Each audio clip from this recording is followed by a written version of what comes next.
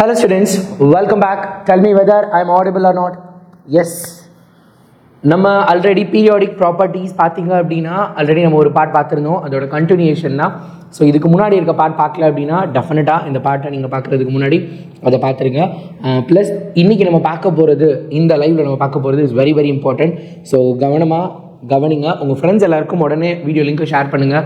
So ஆன்லைனில் வர சொல்லுங்கள் எல்லாரையுமே. ஸோ லைவில் we will discuss it. Okay, right? So tell me whether I am audible or not. Audio and video clear இருக்கா? If it is clear, you just let me know. Yes. So clear இருந்துச்சு அப்படின்னா we will directly start it. நம்ம உடனே என்ன பண்ணிடலாம், start பண்ணிடலாம். And chemical bonding already 2 session நம்ம முடிச்சிருக்கோம். கெமிக்கல் பாண்டிங்கை பொறுத்த வரைக்கும் ஃபர்ஸ்ட் செஷன் ஒரு 1.5 hours, அதுக்கு செகண்ட் செஷன் இருக்கும். ஸோ இது எல்லாத்தையுமே நீங்கள் பார்த்துட்டே இருங்க. கெமிக்கல் பாண்டிங் இன்னும் கொஞ்சம் இருக்குது, அதையும் நம்ம கம்ப்ளீட் பண்ணிவிட்டு next we are moving to thermodynamics. So thermodynamics நம்ம கம்ப்ளீட் பண்ண போகிறோம். பசங்களா இனிமேல் நம்மளோட செஷன்ஸ் எல்லாமே கொஞ்சம் லாங்காக லென்த்தியராக இருக்க போகுது. So get ready for that. நம்ம கொஞ்சம் பெருசாக நீளமாக அதிகமாக நம்ம பண்ணணும். ஸோ கவனமாக இருங்க. we have to do that. அதை நம்ம கண்டிப்பாக செஞ்சே ஆகணும். நம்ம அதுக்காக உழைப்பை கொடுத்து தான் ஆகணும். So get ready for that. நம்ம டெய்லி ஈவினிங் நம்ம லைவில் மீட் பண்ண போகிறோம். ஸோ கவனமாக அதுக்கு ரெடி ஆகிக்கோங்க, மிஸ் பண்ணிடாதீங்க, அப்புறம் ரொம்ப வருத்தப்படுவீங்க. ஸோ ஒரு நாள் விட்டு ஒரு நாள் நான் லைவில் வருவேன், அடுத்து பிரமிளா மேம் வருவாங்க. இந்த மாதிரி மாறி என்ன அப்படின்னா we are going to do the live. So get ready for that. அது ரொம்ப ரொம்ப முக்கியமானது. Okay, right. we will start with the periodic properties. கடைசியாக நம்ம எந்த டாப்பிக்கில் விட்டுருந்தோம் அப்படின்னா ஸ்க்ரீனிங் எஃபெக்ட்டுக்கு முன்னாடி நம்ம ஸ்டாப் பண்ணிடணும். இப்போ நம்ம ஸ்க்ரீனிங் எஃபெக்ட்லேருந்து ஸ்டார்ட் பண்ண போகிறோம். ஸோ ஸ்க்ரீனிங் எஃபெக்ட் அப்படின்னா என்ன அப்படிங்கிறதுலேருந்து நம்ம பார்க்கலாம். சரியா? ஸ்க்ரீனிங் எஃபெக்ட்டுங்கிறது என்ன அப்படின்னா, நம்ம எல்லாருமே கிளாஸ் ரூமில் உட்காந்துருக்கோம். டீச்சர், இப்போ நான் எக்ஸாம்பிளுக்கு நான் இருக்கேன் அப்படின்னா, நான் வந்து இப்போ ஆஃப்லைன் சென்டர் இருக்குது, நான் உங்களோட ஸ்கூலுக்கு வந்து லெசன் எடுக்கிறேன்னு நினச்சிக்கோங்க. ஸோ இப்போ பார்த்திங்க அப்படின்னா ஒரு கிளாஸில் குறைஞ்சது ஒரு 40 பேர் இருக்காங்க, 30லேருந்து 40 பேர், 30 to 40 ஸ்டூடெண்ட்ஸ் இருக்காங்கன்னு வச்சுக்கலாம்.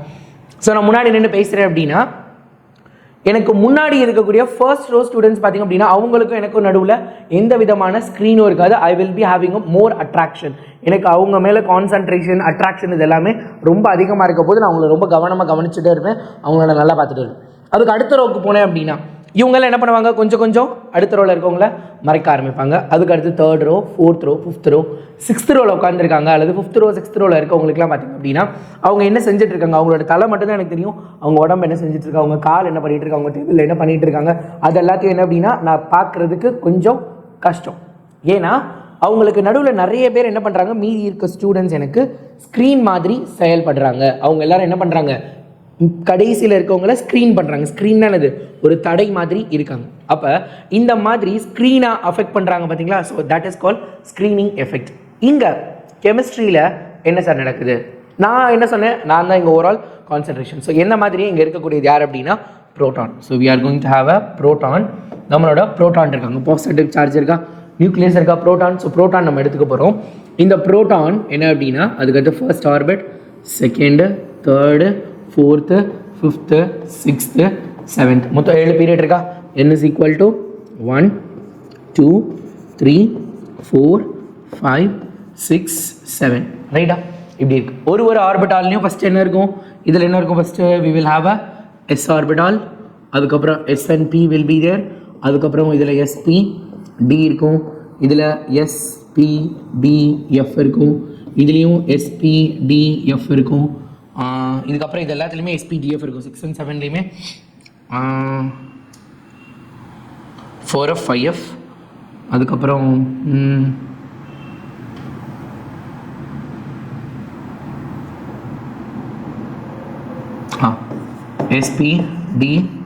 SPD மட்டும்தான், F இதில் வராது, SP அதுக்கப்புறம் D இருக்கு, ரைட்டா? இல்லை 7D சீரீஸ்லாம் கிடையாதுல்ல. சரி, okay, right. we will go with this. we will just have this up to this. நம்ம இதை வச்சு எக்ஸாம்பிளுக்கு நம்ம பார்க்கலாம். ஸோ இந்த மாதிரி என்ன அப்படின்னா இருக்குது. இப்போ பார்த்தீங்க அப்படின்னா நான் முன்னாடியே சொன்ன மாதிரி இவங்க தான் first row students. First row students நியூக்ளியஸால் நல்லா பார்க்க முடியுதா? ஃபர்ஸ்ட் ரோ ஸ்டூடெண்ட்ஸ் நியூக்ளியஸால் நல்லா பார்க்க முடியுது. அடுத்து செகண்ட் ரோ கொஞ்சம் கம்மியாக, 3rd row, 4th row, 5th row, 6th row, 7th row போகிறப்ப என்ன ஆகுது அப்படின்னா இந்த ப்ரோட்டான் இங்கே இருக்கக்கூடிய எலக்ட்ரான்ஸை பார்க்கறதுக்கு உண்டான சான்சஸ் கம்மியாகிட்டே இருக்குது. That is called screening effect, ரைட்டா? That is call screening effect. அப்போ யாரெல்லாம் ஸ்க்ரீன் பண்ணுறாங்க, என்னெல்லாம் நடக்குது அப்படிங்கிறது தான் நம்ம இப்போ பார்க்க போகிறோம், ரைட்டா? Many properties of the atom depends upon the how strongly the outer electrons in an atom are attracted to the nucleus. ரைட்டா? கடைசியில் இருக்கக்கூடிய எலக்ட்ரான் எவ்வளோ ஸ்ட்ராங்காக நம்மளோட நியூக்ளியஸ் பிடிச்சி வச்சிருக்கு, கடைசியில் இருக்க எலக்ட்ரான். ஏன்னா அந்த எலக்ட்ரானை தான் ஈஸியாக ஒருத்தவங்க வாங்கிட்டு போவாங்க. அதே மாதிரி ஒரு ஆட்டமில் ஈஸியாக ஒரு எலக்ட்ரான் உள்ளே வரதுக்கும் அந்த லாஸ்ட் ஆர்பிட் தான் மிக முக்கியமான ஒரு விஷயம். Chemical bonding. ரைட்டாக நம்ம கெமிக்கல் பாண்டிங் லெசனில் படிச்சுட்டு இருக்கோம். அப்போ அந்த எலக்ட்ரான் வெளியே போகிறதும் உள்ளே வரதும் எதை பொறுத்து இருக்குது? உள்ளுக்குள்ளே இருக்க புரோட்டான். இந்த புரோட்டான் எவ்வளோ ஃபோர்ஸாக அந்த எலக்ட்ரானை ஹோல்டு பண்ணியிருக்கு அப்படிங்கிறத பொறுத்து தான் இருக்குது. So attracted towards nucleus. அப்போ ஃபோர்ஸ் என்ன ஃபோர்ஸ் இது? எலக்ட்ரோஸ்டாட்டிக் ஃபோர்ஸா? ஏன்னா இது ஒரு பாசிட்டிவ், இது ஒரு நெகட்டிவ். அப்போ positive negative separated by small distance, it's going to be electrostatic force. Formula என்னது? F is equal to K Q1 Q2 by R square. Q1ங்கிறது பாசிட்டிவ் சார்ஜ், அதை ZE எழுதுவோம், இதை E எழுத போகிறோம். ஸோ அப்போ F is equal to K ZE squared by R square அப்படின்னு அனுப்புது. ரைட்டா? அப்போ Z increases. Zங்கிறது என்னது? Z is nothing but here Z is nothing but Z is atomic number. வேறு எதுவுமே கிடையாது. Z is atomic number. Zங்கிறது என்னது? Just the atomic number. அப்போ atomic number increase ஆக நம்பர் ஆஃப் ப்ரோட்டான்ஸ் இன்க்ரீஸ் ஆகுதா? நம்பர் ஆஃப் ப்ரோட்டான்ஸ் இன்க்ரீஸ் ஆக nuclear charge increase ஆகுது. Positive charge increase ஆக அட்ராக்டிவ் ஃபோர்ஸ் இன்க்ரீஸ் ஆகுது. அப்போ ஃபோர்ஸ் இன்க்ரீஸ் ஆகுது. சிம்பிளா? ரைட்டா? அப்போ நியூக்ளியஸ் நிறையா போக இப்போ பார்த்தீங்கன்னா கிளாஸில் ஒரு டீச்சர் இருக்கிறதுக்கும் 5 டீச்சர் இருக்கிறதுக்கும் டிஃப்ரென்ஸ் இருக்குது. ரைட்டா? ஒரு டீச்சர் இருந்தாங்கன்னா அட்ராக்டிவ், அதாவது ஒரு டீச்சர் இருந்து எல்லாரையும் டீச்சர் கான்சன்ட்ரேட் பண்ணிடுவாங்க. ஆனால் 5 பேர் இருந்தாங்கன்னா இன்னும் வேறு லெவலில் இருக்கும். ரைட்டா? ஸ்டூடெண்ட்ஸ் திரும்ப முடியாது, எதுவுமே பண்ண முடியாது. It will be very very hard time for the student. Right? அப்போ இன் மெனி எலக்ட்ரான் ஆட்டம், ஒரு எலக்ட்ரான் ஆட்டமாக இருக்கப்போ பிரச்சனை இல்லை. இது ஒரு எலக்ட்ரான் ஆட்டமாக இருக்கப்போ ப்ராப்ளம் இல்லை. நிறைய எலக்ட்ரான்ஸ் இருந்துச்சு அப்படின்னா inner electron partially screen or shield the outer electron. இந்த டயக்ராம் எடுத்துக்கலாம். நம்ம இந்த டயக்ராமில் ரைட், இதில் வந்து என்ன அப்படின்னா another கலர். ஸோ இங்கே எலக்ட்ரான்ஸ், இங்கே இருக்கக்கூடிய எலக்ட்ரான்ஸ், இங்கெல்லாம் எலக்ட்ரான்ஸ் இருக்கா? இந்த எலக்ட்ரான்ஸ் எல்லாம் என்ன பண்ணுது? Inner electrons shields the outer electrons. வெளியே போக இருக்கக்கூடிய எலக்ட்ரான்ஸ் எல்லாம் என்ன பண்ணுது? Inner electrons R shielding. இப்போ பாருங்க, இது மட்டும் தான் தெரியுது, இதுக்கு பின்னாடி இருக்கிறதுலாம் தெரிய மாட்டேங்குது. ஸோ அப்போ inner electrons shields the outer electrons. என்ன பண்ணுது? Outer electrons from the attraction of nucleus. அப்போ நியூக்ளியர் ஃபோர்ஸ் இருந்தாலும் என்ன பண்ணுது? இவங்களெல்லாம் தாண்டி, தடையை தாண்டி ஏதோ ஓரளவுக்கு தான் ஃபோர்ஸ் போய் அங்கே இருக்குது. ஃபோர்ஸ் கண்டிப்பாக இருக்கும். ஆனால் இங்கே இருக்க எலக்ட்ரான்ஸ் முன்னாடி நியூக்ளியஸ்க்கு பக்கத்தில் இருக்க எலக்ட்ரான்ஸ் எல்லாம் தாண்டி அவங்க கிட்ட கொஞ்சம் சண்டையெல்லாம் போட்டு கஷ்டப்பட்டு அவங்க போய் இழுக்கிறாங்க. அப்போ என்ன பண்ணுறாங்க? அவங்க கிட்ட சண்டை போடுறாங்கன்னா there is a loss of energy. அப்போ அந்த பின்னாடி இருக்க எலக்ட்ரான்ஸை அட்ராக்ட் பண்ணுற எனர்ஜிக்கு பேர் என்ன அப்படின்னா இஃபெக்டிவ் நியூக்ளியர் சார்ஜ். எவ்வளோ எஃபெக்டிவாக இவங்க போய் அவங்கள பிடிச்சிருக்காங்க. It is not that nuclear charge. இசட்டோட வேல்யூ அப்படியே இருக்க போகிறதில்ல, இசட்டை விட அது மாறப்போகுது. அப்போ it is represented as effective nuclear charge ZEFF. இசட்டுங்கிறது அட்டாமிக் நம்பர் அல்லது டைரக்ட் ஃபோர்ஸ்னு சொல்லலாம். இசட் எஃபெக்டிவ்ங்கிறது effective nuclear charge. Charge felt by the valence electron. Valence electron மேலே எவ்வளோ சார்ஜ் ஃபெல்ட் ஆகுது, எவ்வளோ சார்ஜ் உணரப்படுது, அதுதான் எஃபெக்டிவ் நியூக்ளியர் சார்ஜ். அப்போ for many electron K Z effective E squared by R squared. இசட்டுக்கு பதிலாக இசட் எஃபெக்டிவ் போட போகிறோம், அவ்வளோதான், வேற ஒன்றுமே கிடையாது. ரைட்டா? ஸோ அப்போ இஃபெக்டிவ் நியூக்ளியர் சார்ஜ் எப்படி கண்டுபிடிக்கிறது? Z effective nuclear charge. Z effective is equal to என்ன ஃபார்முலா? ஆல்ரெடி நியூக்ளியர் சார்ஜ் இருக்கு மைனஸ் ஸ்க்ரீனிங் எஃபெக்ட். எவ்வளோ பேர் ஸ்க்ரீன் பண்ணுறாங்க அவங்களோட எனர்ஜியெல்லாம் நான் மைனஸ் பண்ணிட்டேன் அப்படின்னா ஆன்சர் கிடச்சிடும். Z effective is equal to Z minus sigma. Z minus sigma, அவ்வளோதான். ரைட்டா? ஸோ இது யார் கொடுத்தது? Given by John C Slater. இதுக்கு பேர் ஸ்லேட்டர் ரூல் அப்படின்னு அர்த்தம். ஸ்லேட்டர் ரூல் படி கொடுத்துருக்காங்க. ரைட்டா? Sigma is a shielding constant where Z is the actual nuclear charge. ரைட்டா? ஸ்லேட்டர்ஸ் ரூல் அப்படின்னு சொல்ல போகிறோம். ரைட்? சிம்பிளா? ரைட். இப்போ நம்ம இதை அடுத்து இன்னும் கொஞ்சம் பார்க்கலாம். வெரிவா? Variation of effective nuclear charge along the periodic table. Periodic table இந்த effective nuclear charge எப்படி இருக்கு அப்படின்னு பார்க்கலாம். First along the period எப்படி இருக்கு அப்படிங்கறத பாருங்க. Normal element for a normal element, சாதாரண எலிமெண்ட், அதாவது S block P block அந்த மாதிரி எலிமெண்ட் எடுத்துட்டோம் அப்படின்னா Z increases by 1 in case atomic number 1 increase ஆகுது. ஹைட்ரஜன், ஹீலியம், லித்தியம், பெர்லியம், லித்தியம்க்கு 3, பெர்லியம்க்கு 4, அந்த மாதிரி அட்டாமிக் நம்பர் ஒன்று இன்க்ரீஸ் ஆகிட்டே by 1. Sigma increases by 0.35. அப்போ அட்டாமிக் நம்பர் 1 கூட கூட கூட ஸ்க்ரீனிங் எஃபெக்டும் என்ன பண்ணுதான்? கூடிக்கிட்டே இருக்கு. ஏன்னா ஒரு கிளாஸில் டீச்சர் இருக்காங்க, 10 ஸ்டூடெண்ட் தான் இருக்காங்கன்னா இந்த பக்கம் 5 பேர், இந்த பக்கம் 5 பேர் உட்கார வச்சிருக்கும். 11வது ஆள் வந்தாங்கன்னா அவங்க பின்னாடி ரோக் போகணும், 15 பேர் 20 பேர் 30 பேர் 40 பேர் இசட் இன்க்ரீஸ் ஆகுது. இசட் இன்க்ரீஸ் ஆக ஸ்க்ரீனிங் எஃபெக்ட் என்ன பண்ண போகுது நம்மளுக்கு ஆட்டோமேட்டிக்காக இன்க்ரீஸ் ஆகும். அதுதான் இங்கே சொல்லியிருக்கோம். ஸோ இசட் 1 இன்க்ரீஸ் ஆச்சுன்னா ஸ்க்ரீனிங் எஃபெக்ட் இன்க்ரீசஸ் பை 0.35%, 0.35. அப்போ effective nuclear charge increases by 0.65. ஏன்னா இசட் எஃபெக்டிவ்க்குள்ள என்ன formula? Z effective nuclear charge is equal to Z minus sigma 1 minus 0.35 is equal to 0.65. ரைட்டா? அது ஆன்சர். ரைட்? ஸோ அது normal element. D block எலமெண்ட்டை பொறுத்த வரைக்கும் அப்படியே டோட்டல் டிஃப்ரெண்ட். என்ன அப்படின்னா Z increases by 1, screening effect increases by 0.85. அப்போ அதிகமான ஸ்க்ரீனிங் எஃபெக்ட் இன்க்ரீஸ் ஆகுது டி பிளாக்கை பொறுத்த வரைக்கும். ஏன் அப்படின்னா டி பிளாக்கை பொறுத்த வரைக்கும் நம்ம பார்க்குறப்ப என்ன ஆகுது, வேலன்ஸ் ஷெல் என்னவா இருக்கும் அப்படின்னா, let us consider for a 3D series எடுத்துக்கலாம். ரைட்டா? we are going for a example of 3D series. For example we go for a scandium. ரைட்டா? scandium atomic number என்னது? 21. I'm going to draw the scandium. ரைட்டா? உள்ள 23 protons இருக்க போகுது. First orbit, second orbit, third orbit, அடுத்து fourth orbit, 4 இருக்கும் அதில். ஓகேவா? ஸோ ஃபர்ஸ்ட் ஆர்பிட்டில் என்ன இருக்க போகுது? we are going to have 2 electrons. First ஆர்பிட்டில் we are going to have 2 electrons, 2 electron இருக்க போகுது. செகண்ட் ஆர்பிட்டில் 1 2 3 4 5 6 7 8 இருக்க போகுது. அடுத்த ஆர்பிட்டில் என்ன இருக்கும்? அடுத்த ஆர்பிட்டில் எத்தனை இருக்க போகுது? ஸோ எலக்ட்ரானிக் கான்ஃபிகரேஷன் எழுதுனா ஈஸியாக நீங்கள் எழுதுனா எலக்ட்ரானிக் கான்ஃபிகரேஷன் என்னது? 1s2 2s2 2p6 3s2 3p6, அடுத்து என்னது? 4s2, அதுக்கப்புறம் 3d1. சரி, இது எப்படி எழுதுறீங்க கவலைப்படாதீங்க, இன்னும் கொஞ்சம் நேரத்தில் நான் சொல்லி கொடுத்துட்றேன். அதெல்லாம் தான் இன்றைக்கி நம்ம பார்க்க போகிறோம். இப்போ பாருங்கள், தேர்ட் ரவுண்டில் எத்தனை எலக்ட்ரான்ஸ் இருக்குது? 6 + 3 9 எலக்ட்ரான்ஸ் இருக்குது. ரைட்டா? தேர்ட் ஆர்பிட்டில் 9 எலக்ட்ரான்ஸ் இருக்குது.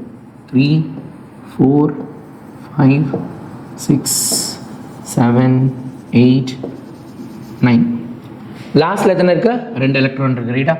லாஸ்ட்டில் 2 எலக்ட்ரான் இருக்குது. இங்கே ஒரு எலக்ட்ரான் வச்சுக்கலாம், இன்னொரு எலக்ட்ரான் இங்கே வச்சுக்கலாம். ரைட்டா? இப்போ பாருங்கள், சி ஹவு பிட் எவ்வளோ பாவம் அப்படின்னு. யார் பாவம்? இந்த அவுட்டர் எலக்ட்ரான்ஸ். டி ஆர்பிட்டால் வந்ததுக்கப்புறம் பாருங்கள், நீங்கள் சென்டர்லேருந்து லைன் ட்ரா பண்ணுறேன் பாருங்கள். ஸோ இங்கே பாருங்கள், இந்த எலக்ட்ரான் அட்ராக்ட் பண்ணணும்னா ஊடால எவ்வளோ பிரச்சனை இருக்குன்னு பாருங்கள். இவங்க கொஞ்சம் பிரச்சனை பண்ணுறாங்க, இவங்க கொஞ்சம் பிரச்சனை பண்ணுறாங்க, இவங்க கொஞ்சம் பிரச்சனை பண்ணுறாங்க. சரி, இந்த எலக்ட்ரான்ஸ் போகலாம் அப்படின்னா இந்த எலக்ட்ரானை பார்த்தாலும் பிரச்சனை என்னது?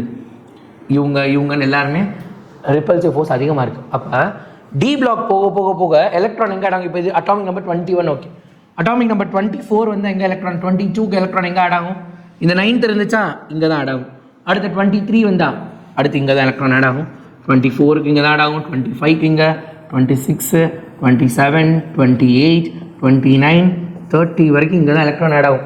எவ்வளோ க்ளோஸரில் இருக்குது பாருங்கள் எலக்ட்ரான்ஸ், எவ்வளோ பக்கத்தில் இருக்காங்க. அப்போ என்ன பண்ணுவாங்க? இந்த 2 எலக்ட்ரானையும் ரொம்ப வெளியே புஷ் பண்ண போகிறாங்க. அப்போ ஸ்க்ரீனிங் எஃபெக்ட் ஜாஸ்தி. ஏன்னா டி பிளாக்ல நிறைய எலக்ட்ரான்ஸ் உள்ளுக்குள்ளே ஆட் ஆகுது.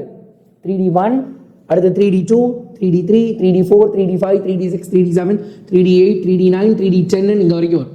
ஸோ அப்போ நிறைய எலக்ட்ரான்ஸ் உள்ளுக்குள்ளே ஆட் ஆகுது. அதனால தான் என்ன அப்படின்னா இங்கே கொடுத்துருக்காங்க, Z increases by 1, then the effective nuclear sigma screening effect increases by 0.85. அப்போ effective nuclear charge எவ்வளோ இன்க்ரீஸ் ஆகும்? 1 minus 0.85 is equal to 0.15. that's it. ரைட்டா? 0.15 இன்க்ரீஸ் ஆகும். இது வந்து என்னது? Along the period. இது ரெண்டுமே என்னது? Along the period. Along the group எப்படி இருக்க போகுது அப்படின்னு பார்க்கலாம். குரூப் 1 and 2 ஃபஸ்ட்டு என்ன அப்படின்னா, குரூப் 1 and 2 பொறுத்த வரைக்கும் effective nuclear charge remains constant from period 3 onwards. Third பீரியட்ல இருந்து ரிமைன்ஸ் கான்ஸ்டன்ட் ஆகும். அந்த பீரியாடிக் டேபிள் இருக்கா?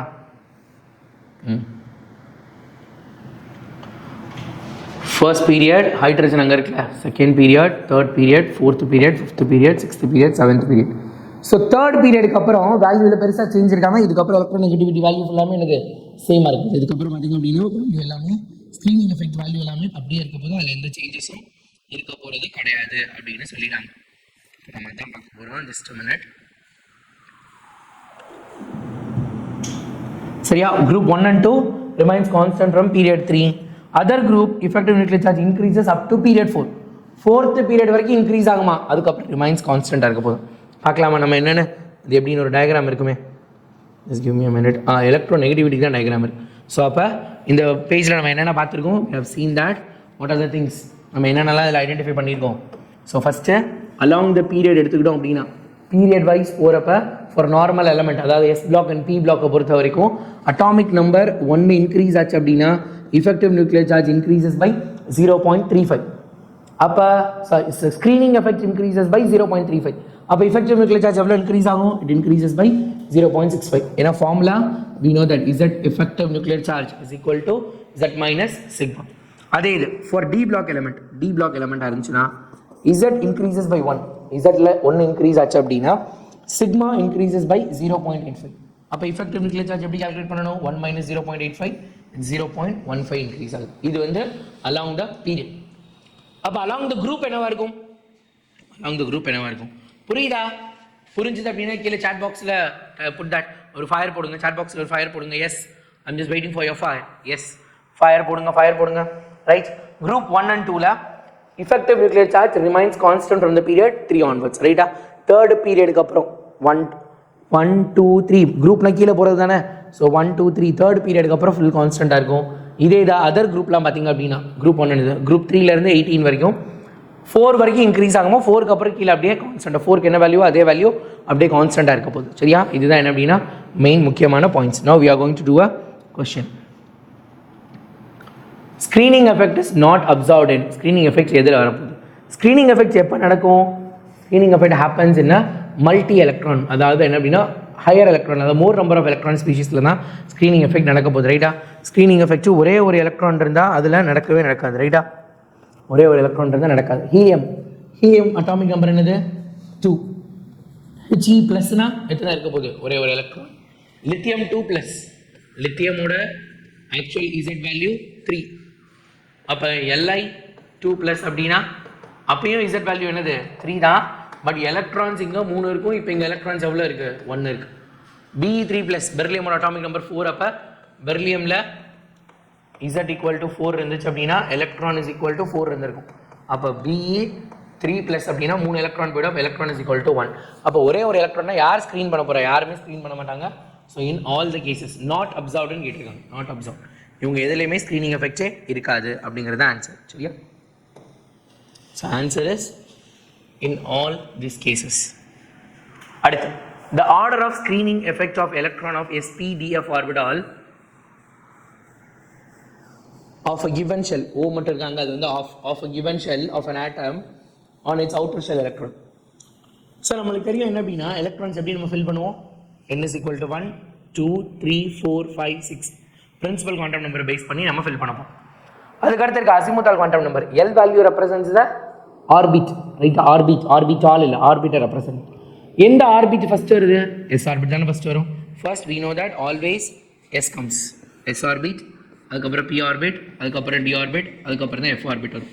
sp-df தானே வரப்போகுது. அப்போ யார் ரொம்ப க்ளோசர் டு நியூக்ளியஸ் இருக்க போகிறா, S பிளாக் தானே க்ளோசர் டு நியூக்ளியஸாக இருக்க போகிறாங்க. ரைட்டா, அப்போ என்ன கேட்டிருக்காங்க, the order of screening effects of electron given shell of an atom on its outer shell electron. அப்போ யார் அதிகமாக ஸ்க்ரீன் பண்ண போகிறா, எலக்ட்ரான். ப்ரோட்டான் இருக்குது, ப்ரோட்டான் பக்கத்தில் S இருக்கான், ப்ரோட்டான் பாதி மறைச்சிருக்கிறது யாரு, S. P பிளாக் இங்கே தான் இருக்குது. அடுத்து பாருங்க, D இங்கே இருக்குது, F இங்கே இருக்குது. ரைட்டா, இப்போ பாருங்க, இப்படி மறைச்சேன் அப்படின்னா அவங்க முன்னாடி மறைக்கிற மாதிரி S மறைக்கிறது இப்படி, P மறைக்கிறது இப்படி, கை தெரியுதா, D மறைக்கிறது எப்படி, F மறைக்கிறதுங்கிறது எப்படி, கை தெரியுது பார்த்தீங்களா. ஸோ இப்படி தான் மறைக்கும். S மறைக்கிறது இப்படி, P மறைக்கிறது இப்படி, P வந்து இப்படி மறைக்கும், D இப்படி மறைக்கும், F இப்படி மறைக்கும். சரியா, ஸோ தட் இஸ். அப்போ யாருக்கு ஸ்க்ரீனிங் எஃபெக்ட் ஜாஸ்தியாக இருக்கும், sp-df. Option A is the right answer. சரியா, ஆப்ஷன் A தான் ரைட் ஆன்சர். அட்டாமிக் ரேடியஸ்ல என்ன, ரேடியஸ்ல டைப்ஸ் இருக்கு, என்னென்ன அப்படிங்கிறத பார்த்துக்கலாம். It is a distance from the nucleus to the outermost electron or up to point at which the probability of finding electron is maximum. மேக்ஸிமம்னா என்னது, நம்ம ஆல்ரெடி ஸ்டார்டிங் ஈக்குவேஷன் படிக்கிறப்ப பார்த்தோம். அப்ராக்சிமேட்டா அட்லீஸ்ட் 90% ஆஃப் த எலக்ட்ரான் எங்கே காணப்படுதோ அதுதான் நம்ம வேலன்ஸ் ஆர்பிட் அல்லது outermost orbit, outermost electron அப்படின்னு நம்ம சொல்ல போகிறோம், இருக்க இடம் அப்படின்னு.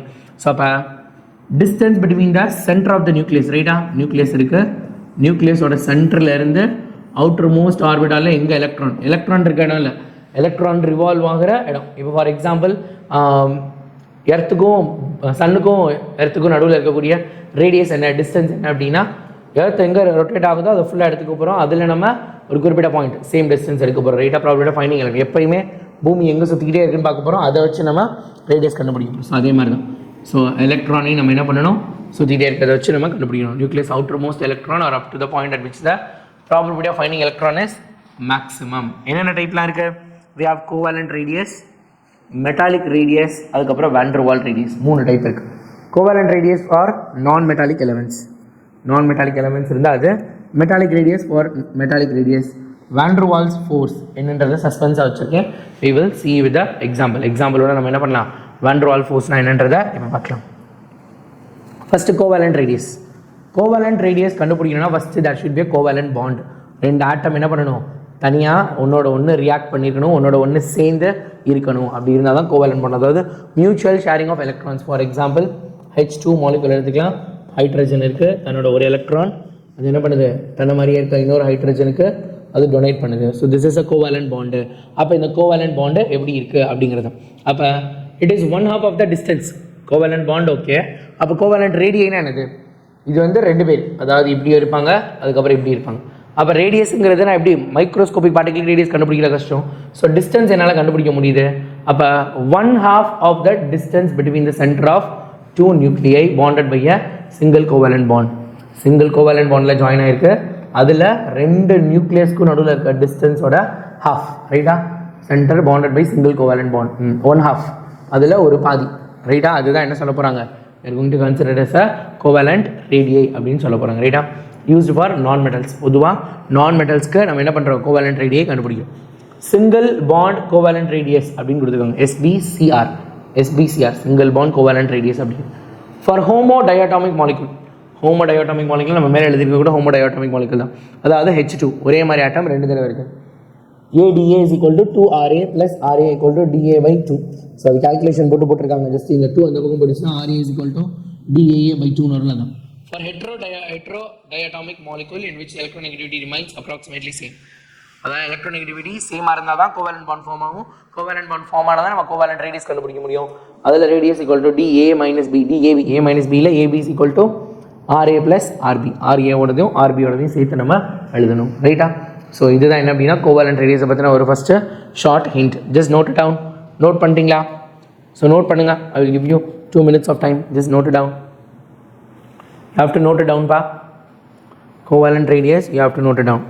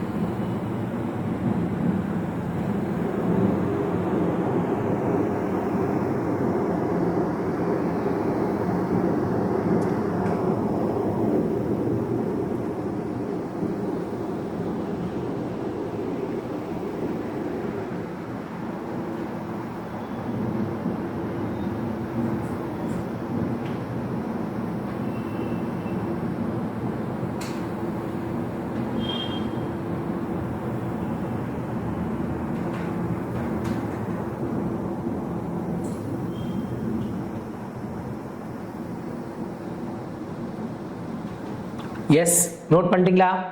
Very important pa. Have you noted down?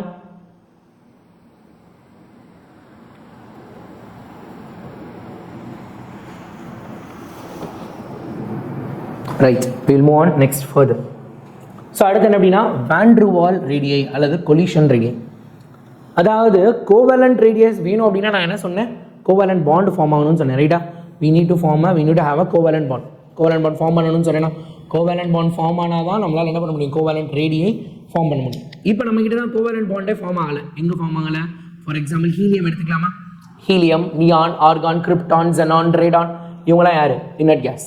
அப்போ இந்த இன்னட் கேஸில் எப்படி ரேடியஸ் கண்டுபிடிக்கிறது? இன்னட் கேஸ், இன்னட் கேஸ்லாம் இருக்கா? இந்த இன்னட் கேஸ்லாம் என்ன அப்படின்னா, ஃபார் எக்ஸாம்பிள் ஹீலியம் எடுத்துக்கலாம். ஃபார் எக்ஸாம்பிளுக்கு ரைட்டா, ஹீலியம் ஆட்டம் இருக்கு சரியா? He2ன்னு ஒன்று கிடையவே கிடையாது ரைட்டா. ஸோ கோவேலண்ட் ரேடியஸ் எப்படி கண்டுபிடிச்சேன்? ரெண்டு பேர் ஜாயின் ஆகுறப்ப நடுவில் இருந்த டிஸ்டன்ஸில் பாதியை வச்சு கோவேலண்ட் ரேடியஸ்னு சொன்னேன். இப்போ இவங்க தான் ஜாயின் ஆக மாட்டாங்களே. இந்த மாதிரி ஹீலியம் ஆட்டம் நான் எடுத்துக்கிட்டேன் அப்படின்னா, ஒரு பாட்டில்லையோ ஒரு ரூம்லேயோ அடைச்சி வச்சேன் அப்படின்னா அவங்க என்ன பண்ணுவாங்க? இந்த மாதிரி எல்லாரும் தனித்தனியாக இருப்பாங்க. பட் தனித்தனியாக இருந்தாலும் இவங்க என்ன பண்ணுவாங்க? போய் ஒருத்தவங்க மோதுவாங்களா? ஒருத்தவங்க இன்னொருத்தவங்களோட மோத போகிறாங்க. இப்போ கடைசியாக நான் இப்போ கன்சிடர் திஸ் போர்டஸை ஒரு ரூம்னு வச்சுக்கலாம். ஸோ இப்போ நான் இங்கே நிறைய வச்சுருக்கேன். இவங்களாம் என்ன பண்ணுறாங்க? கொஞ்ச நேரத்துக்கு அப்புறம் அப்படியே பறந்து போய் மேலே ஒரு இடத்துல ஸ்டாப் ஆகிட்டாங்க ரைட்டா. மேலே ஒரு இடத்துல ஸ்டாப் ஆகிட்டாங்க, இங்கே இருக்காங்கன்னு வச்சுக்கலாம் ரைட்டா. ரைட். ஸோ இங்கே என்ன பண்ணுறாங்க? இந்த மாதிரி பாண்டு ஃபார்ம் பண்ணலை, ஜஸ்ட் பக்கத்தில் இடிச்சுக்கிட்டே இருக்காங்க. ஜஸ்ட் பக்கத்தில் இப்படி இடிச்சு இப்படி இருக்காங்க. போன தடவை பாண்டு ஃபார்மேஷன் இப்படி ஓவர்லாப் இருக்கும். ஒருத்தவங்க இன்னொருத்தவங்க மேலே சேர்ந்துருப்பாங்க. இங்கே அப்பெல்லாம் இல்லை, இப்படி பக்கத்தில் ரெண்டு பாலை பக்கத்தில் ஒட்டி வச்சா அப்படி இருக்கும், அந்த மாதிரி இருக்காங்க. அப்போ இப்படி இருக்கப்ப அந்த ரெண்டு நியூக்ளியஸ்க்கு நடுவில் இருக்க டிஸ்டன்ஸில் பாதியை நான் எடுத்துக்கிட்டேன் அப்படின்னா, that is called van der Waal radius. It is a weak force. Van der Waal force is always a weak force because it is not a strong bond. இது பாண்டே கிடையாது, அது ஒரு வீக். அதனால தான் என்னது, we are considering it as a van der Waal radii, collision radii. இப்போ பாருங்கள், இந்த மாதிரி ரெண்டு பேர் பக்கத்தில் இருப்பாங்க. அதுதான் டயமீட்டர் எடுத்துக்க போகிறோம். அதில் பாதி 1/2 of the internuclear distance between the two adjacent atom in two nearest neighboring molecule of the substance in the solid state. அதெல்லாம் எடுத்துக்கலாம்.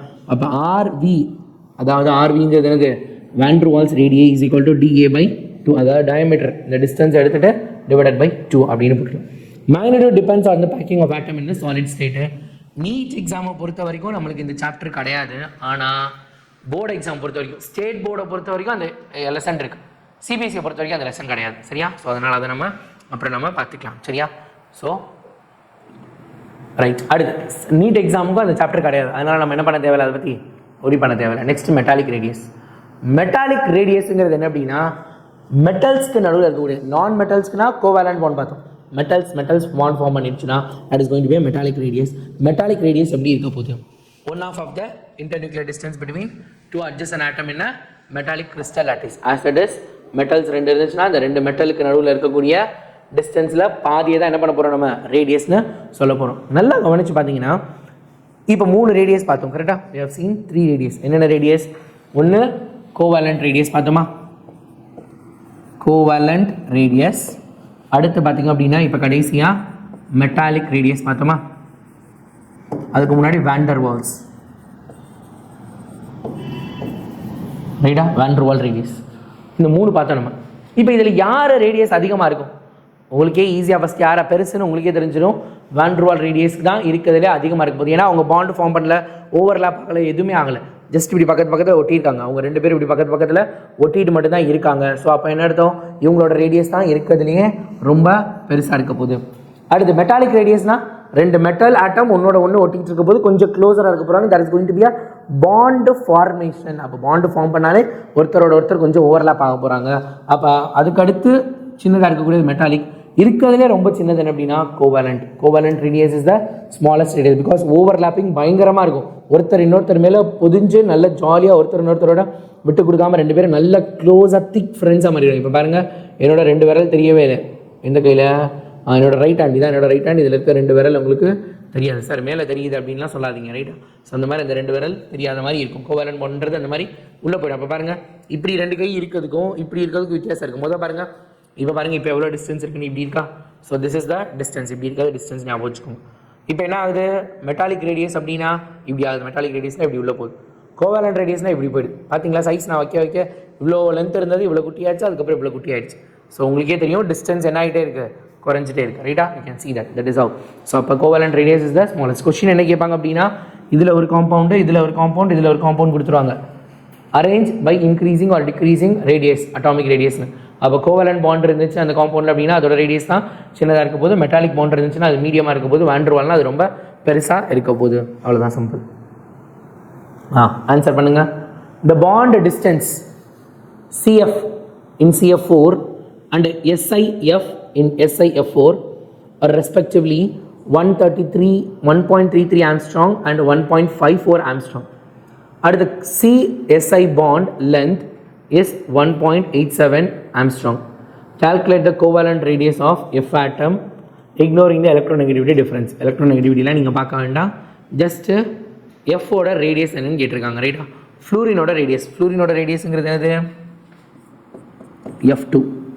இப்போ எங்கிட்ட என்னென்னலாம் இருக்குது பாருங்கள், CF இருக்குது, அதுக்கப்புறம் SiF, கார்பனுக்கும் ஃப்ளூரனுக்கு நடுவில், சிலிக்கானுக்கும் ஃப்ளூரனுக்கு நடுவில் இருக்குது. அதுக்கப்புறம் பார்த்திங்க அப்படின்னா கார்பனுக்கும் சிலிக்கானுக்கும் நடுவில் இருக்குது. எனக்கு என்ன தேவை? FF தான் தேவை. இப்போ நான் என்ன பண்ணலாம், இந்த ஃபர்ஸ்ட் ஈக்குவேஷன், செகண்டு, தேர்ட், என்ன மேத்தமெட்டிக்கல் ஆப்ரேஷன் பண்ணலாம்? 1 2 இருக்கா, 2 - 1 - 3 கரெக்டாக. 2லேருந்து 1ஐயும் 3ஐயும் சப்ராக்ட் பண்ணுறேன். அப்போ என்னென்னலாம் வரும்?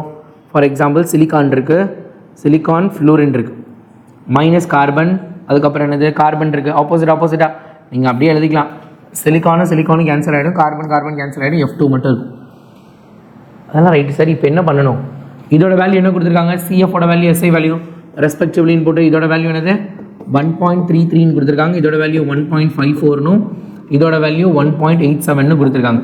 அப்போ உனக்கு தேவை FF அப்படின்னா என்ன பண்ணணும்னு சொன்னேன், 2 எழுதிக்கோ.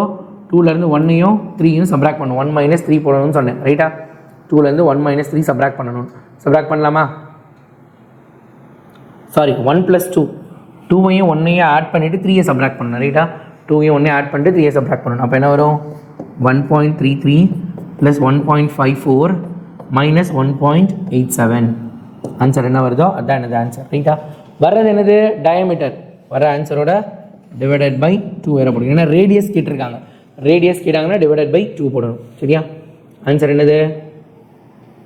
1.33 + 1.54 நம்ம ஆட் பண்ணி 1.87 டிவைட் 1.87ஓட சப்ராக்ட் பண்ணோன்னா 1 ஆம்ஸ்ட்ராங் ஆன்சர் கிடைக்குது. 1 / 2 is 0.5 ஆம்ஸ்ட்ராங். அப்போ இந்த option 0.5 is C is the answer, ரைட்டா? C தான் ஆன்சர். புரிஞ்சுதா? Can you understand it? புரியுதா? யாருக்காவது புரியலன்னா சாட் பாக்ஸில் போடுங்க. I will explain again. Yes.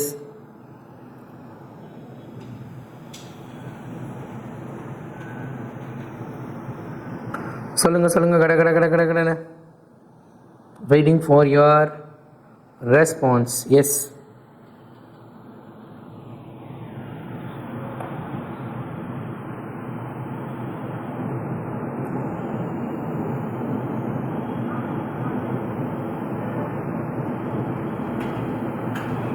Yes சொல்லுங்கள்.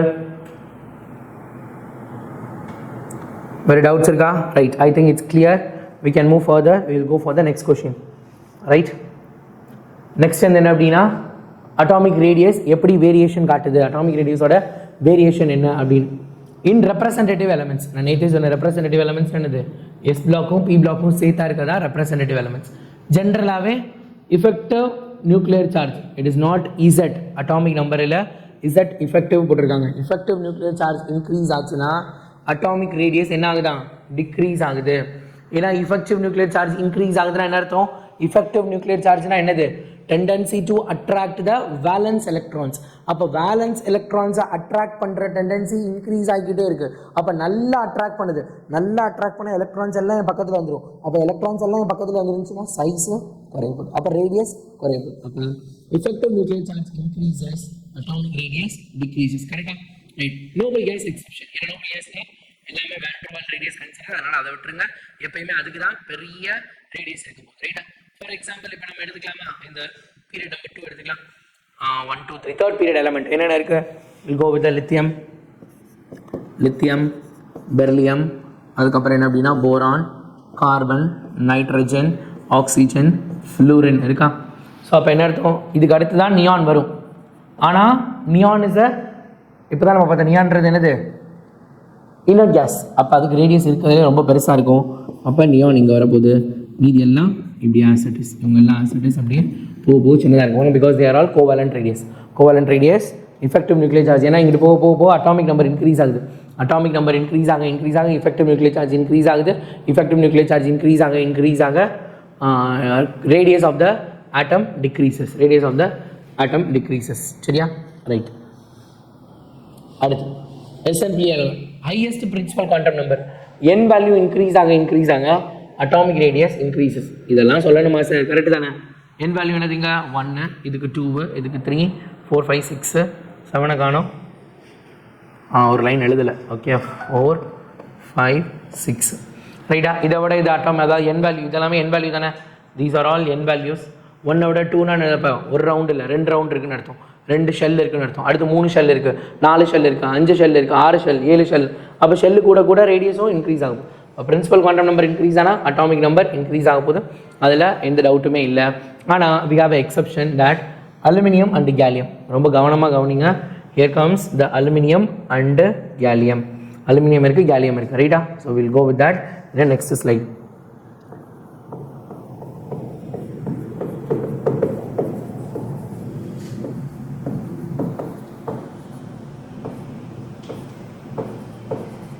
ஆக்சுவலாக என்ன சொல்லியிருந்தாங்க? as per the periodic table aluminium first, அதுக்கப்புறம் கேலியம் இருக்குது, ரைட்டா? அலுமினியமோட கேலியமோட N வேல்யூ கூட. ஆனால் என்ன சொல்கிறாங்க அப்படின்னா, இந்த இடத்துல அலுமினியமை விட கேலியம் ஆக்சுவல் ஆர்டர் என்ன?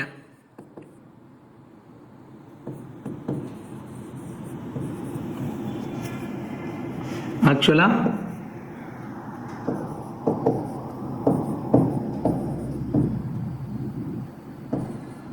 இப்படிதான் இருந்திருக்கணும்.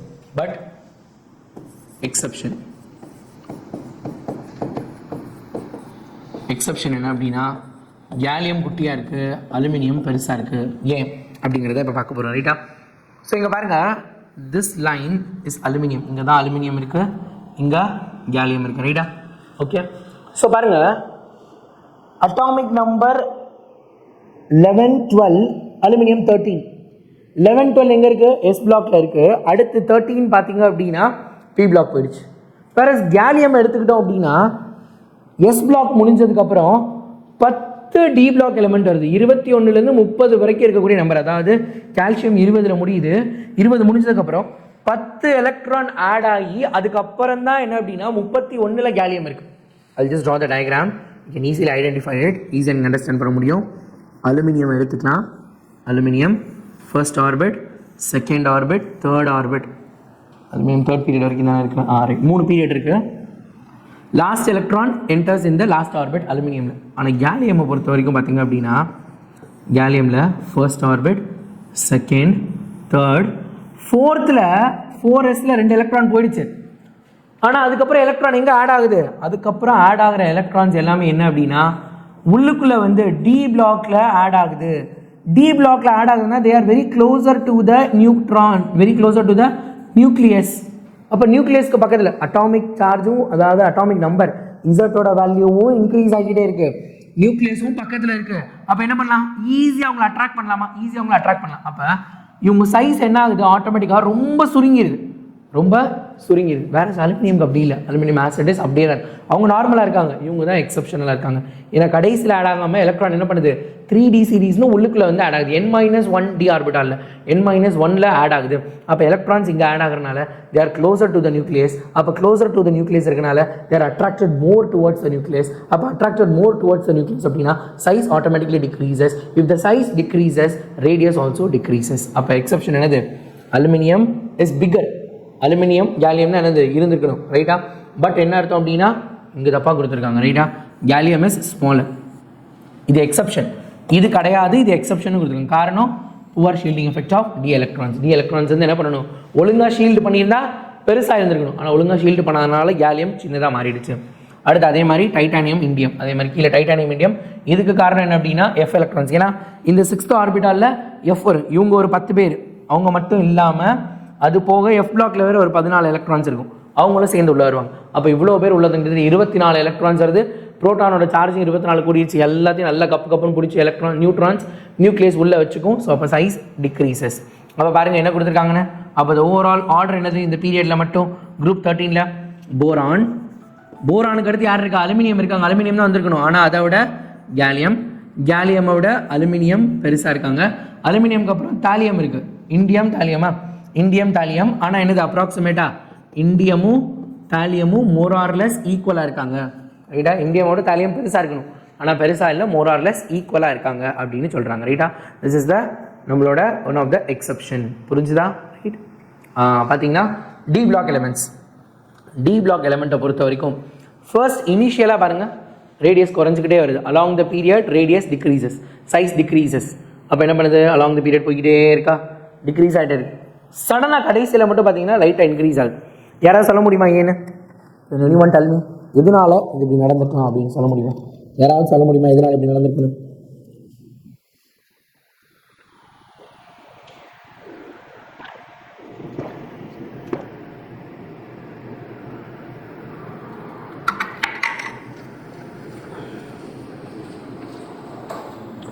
Yes, anyone? யாராவது சொல்லுங்க. Anyone? Can anyone tell me? Yes. Yes, யாராவது சொல்லுங்க பார்க்கலாம்.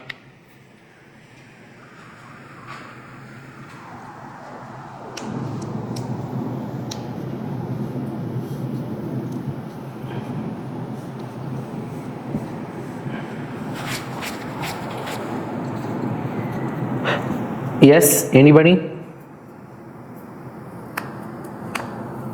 Okay right, I will tell you. Right. So பார்த்திங்க அப்படின்னா அலாங் த பீரியட், அதாவது அலாங் த பீரியட் நம்ம போகிறப்ப சைஸ் டிக்ரீசஸ், அப்போ ரேடியஸும் என்ன தான் ஆகும்? Radius also decreases, no doubt in that. ரைட்டா? சைஸ் டிக்ரீஸ் ஆகுது, அப்போ ரேடியஸும் டிக்ரீஸ் ஆக போது, எந்த விதமான டவுட்டும் நம்மளுக்கு கிடையாது. சரியா? இதுதான் நடக்க போகுது as it is. But at the end போகிறப்ப என்ன ஆகுது அப்படின்னா maximum number of electrons it is reaching. We'll do that. 3D series நான் டயக்ராம் வரைகிறேன். We'll go for a 3D series. அப்போதே ஸ்கேண்டியம்க்கு வரைஞ்சி காமிச்சேன் நான். ஸ்கேண்டியம்க்கு ஃபர்ஸ்ட் ஆர்பிட், செகண்டு, தேர்டு, ஃபோர்த்தில் எஸ்ல 2 எலக்ட்ரான்ஸ் இருக்கும். அதில் எந்த விதமான கன்ஃபியூஷனும் நம்மளுக்கு இல்லை. ஃபோர்த்தில் எஸ்ல 2 எலக்ட்ரான்ஸ் இருக்க போகுது, அதில் எந்த கன்ஃபியூஷனும் இல்லை. இதில் வந்ததுக்கப்புறம் என்ன அப்படின்னா ஸ்கேண்டியம் அப்படின்னா 1 எலக்ட்ரான் ஆட் ஆகும். ரைட்டா? ஸ்கேண்டியம். அடுத்து வெனேடியம் அப்படின்னா 2 எலக்ட்ரான் ஆட் ஆகும். Titanium, scandium, titanium, vanadium, manganese, அதுக்கப்புறம் chromium, manganese, iron, cobalt, nickel, copper, zinc. இப்போ கவனிச்சு பாருங்க, 10 எலக்ட்ரான் ஆட் ஆகுது. 10 எலக்ட்ரான் ஆட் ஆகுதுன்னா ஏற்கனவே இது வெறும் 10 இல்லை, 3D இருக்கு. ஏற்கனவே ஏரியாவில் இருக்கு. ஆல்ரெடி இந்த ஆர்பிட்ல எஸ்ல 2 எலக்ட்ரான் இருப்பாங்க, பில 6 எலக்ட்ரான் இருப்பாங்க, இப்போ டில ஒரு 10 எலக்ட்ரான், டோட்டல் என்னது 18 எலக்ட்ரான்ஸ் இருக்காங்க. அப்போ இந்த எலக்ட்ரானுக்கு நடுவில் these electron is going to experience a repulsive force first. ரைட்டா? இதில் இருக்க ஒவ்வொரு எலக்ட்ரானும் அவங்களுக்கு நடுவுலையே அதிகமான ரிப்பல்சிவ் ஃபோர்ஸை ஃபர்ஸ்ட் ஆஃப் ஆல் எக்ஸ்பீரியன்ஸ் பண்ண போகிறாங்க. ரைட்டா? அவங்களுக்குள்ளேயே அதிகமான ரிப்பல்சிவ் ஃபோர்ஸை எக்ஸ்பீரியன்ஸ் பண்ண போகிறாங்க 18 பேர். அது போக அவங்களே சண்டை போட்டு ரொம்ப டைட்டாக இருப்பாங்க. Same time density of the electron, குட்டியோண்ட ரவுண்டில் அதிகமான டென்சிட்டியில் எலக்ட்ரான்ஸ் இருக்குது. So that electrons are pushing this 4s electrons away. இந்த 4s எலக்ட்ரான் என்ன பண்ணுறாங்க? அவங்க நீ வெளியே போகணும் புஷ் பண்ணுறாங்க. அப்போ end of the series, 3D சீரீஸோட கடைசியில் வர நிறைய எலக்ட்ரான்ஸ் வந்துடுற ஒரு காரணத்தினால இவங்க என்ன பண்ணுறாங்க? இந்த 3D 4s வெளியே தள்ளுறாங்க. இவங்கெல்லாம் உள்ளே போக ட்ரை பண்ணுறாங்க. இவங்க உள்ளே போய்ட்றாங்க. ஆஸ் இட் இஸ் நம்ம எப்பயும் போல் நியூட்ரானோட சார்ஜ், புரோட்டானோட சார்ஜ், நியூட்ரான் இல்லை நியூக்ளியஸோட சார்ஜ் இன்க்ரீஸ் ஆக எலக்ட்ரான்ஸும் உள்ளுக்குள்ளே ஆட் ஆகிறனால தேர் கெட்டிங் க்ளோசர். உள்ளுக்குள்ளே போக உள்ளுக்குள்ளே போய் சின்னதாக ட்ரை பண்ணுறாங்க, சின்னதாகவும் மாறுறாங்க. ஆனால் at the same time they are pushing the 2 electrons present in the outer orbital. Valence ஷெல்லில் இருக்கக்கூடிய 2 எலக்ட்ரானை இவங்க புஷ் பண்ணுறாங்க. சேம். ரைட்டா? இவங்க 2 பேருக்கு same charges repel each other push பண்ணுறனால இந்த எலக்ட்ரான்ஸ் எல்லாம் லிட்டில் பிட் என்ன பண்ணுது? they are just coming out. அவங்க என்ன பண்ணுறாங்க? வெளியே வராங்க. புஷ் பண்ணுறனால வெளியே வராங்க. அப்போ இந்த மாதிரி வெளியே வர ஒரு காரணம் இருக்கனால என்ன ஆகுது அப்படின்னா சைஸ் ஆட்டோமேட்டிக்காக இன்க்ரீஸ் ஆகுது. இது எப்போ நடக்குது? நிறைய எலக்ட்ரான்ஸ் இருக்கும். எப்போ நிறைய எலக்ட்ரான்ஸ் இருக்குது? End of the series. அதனால தான் பார்த்தீங்கன்னா பெருசாகிட்டே இருக்கு, இன்க்ரீஸ் ஆகுது. But it never go higher than scandium. ஸ்கேண்டியமோட ஹையர், ஸ்கேண்டியமோட நேர் ஆகுது. ஸ்கேண்டியமோட சிங்க் சின்னதாக இருக்கும். ஏன்னா உள்ள எலக்ட்ரான்ஸ் வந்திருக்கு, அட்ராக்டிவ் ஃபோர்ஸ் அதிகமாக இருக்குது, நியூக்ளியர் சார்ஜ் அதிகமாக இருக்கனால கண்டிப்பாக சைஸ் குட்டியாக தான் இருக்கணும். பட் லைட்டாக கடைசியில் ஸ்லைட்டாக இன்க்ரீஸ் ஆக போகுது. அவ்வளோதான். ஸோ அடுத்து நெக்ஸ்ட் என்ன அப்படின்னா இந்த ரோ பார்த்தீங்க அப்படின்னா இட் இஸ் 3D சீரிஸ். இது 4D சீரீஸ், இது 5D series. How you seen something?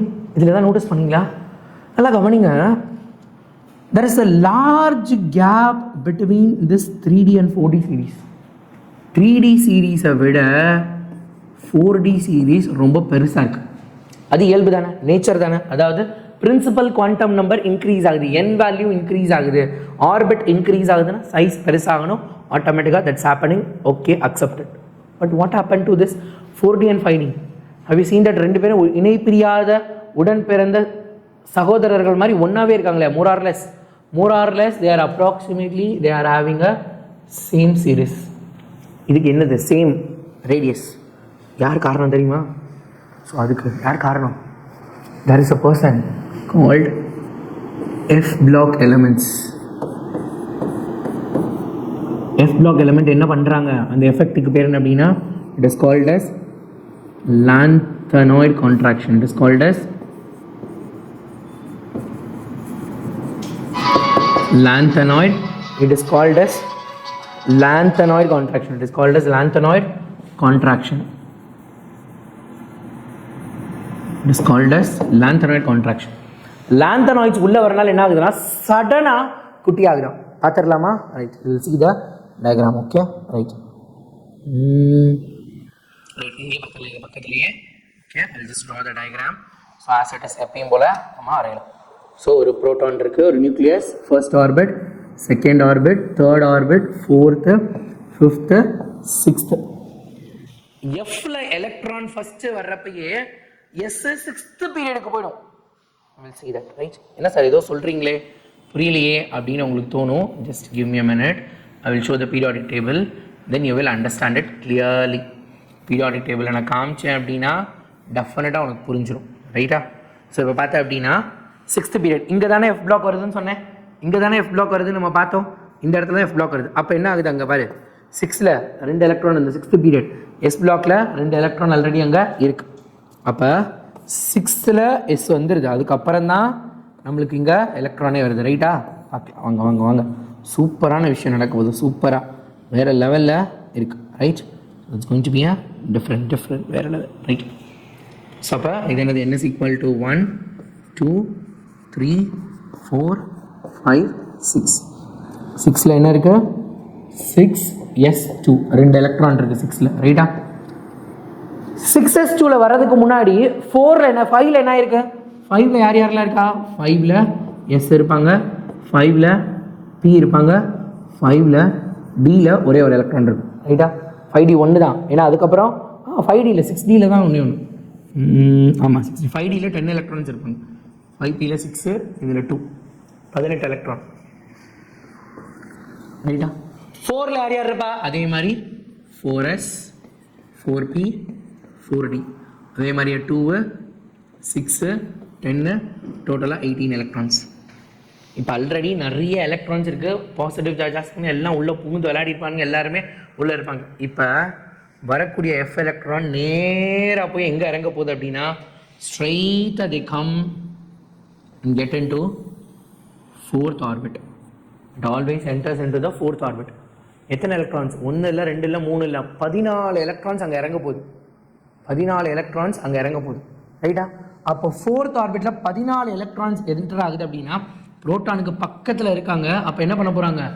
வேறு லெவலில் பயங்கரமாக சுருங்க போகிறாங்க. வேறு லெவலில் பயங்கரமாக சுருங்க போகிறாங்க. நீங்கள் கேட்கலாம், சார் அப்போ இவங்களுக்கு நடுவில் இவங்களுக்கு ரிப்பல்ஷன், அதை விட இது ஜாஸ்தியாக இருக்குது, அவங்கள விட இவங்களோட ஃபோர்ஸ் ஜாஸ்தியாக இருக்குது. அந்த ஃபோர்ஸும் இருக்கும், பட் அதை விட இந்த ஃபோர்ஸ் ஜாஸ்தியாக இருக்கனால சைஸ் பயங்கரமாக அடி வாங்குது, மொத்தமாக உள்ள சின்னதாக மாறிடுறாங்க. அதனால பிகாஸ் ஆஃப் தேட் அதனால என்ன ஆகுது? 4D சீரீஸும் 5D சீரீஸும் கிட்டத்தட்ட ஒரே மாதிரி சைஸில் தான் இருக்காங்க. அவங்க ரெண்டு பேருக்கும் சைஸில் எந்த ஒரு வித்தியாசமும் இருக்க மாதிரி வர்றதில்லை. So their size is going to be same. அவங்களோட சைஸ் எப்படி இருக்குது? ஒன்றா இருக்க மாதிரியே இருக்குது. அதுதான் மிக முக்கியமான விஷயம். ஸோ அவங்களோட சைஸை ஒரே மாதிரியே மாறிடுது, ஓகேவா? அவங்களோட சைஸ் எப்படி இருக்குது? ஒரே மாதிரி மாறிடுது, ரைட்? எஃப் பிளாக்கை பொறுத்த வரைக்கும் எஃப் பிளாக்ல ஒரு சில வேரியேஷன் சின்னதாக நம்ம எஃப் பிளாக் எலமெண்ட்ஸ்ன்னு தனியாக ஒரு லெசன் படிக்கிறப்ப வேறு லெவலில் இந்த வேரியேஷன்ஸ் எக்ஸப்ஷனுக்கான காரணத்தை படிப்போம் தான் கொடுத்துருக்காங்க. ஹையர் கிளாஸஸ்னால் ஒன்றும் இல்லை, நம்ம டி அண்ட் எஃப் பிளாக் படிக்கிறப்ப சொல்ல போகிறேன், அவ்வளோதான், ரைட்டா?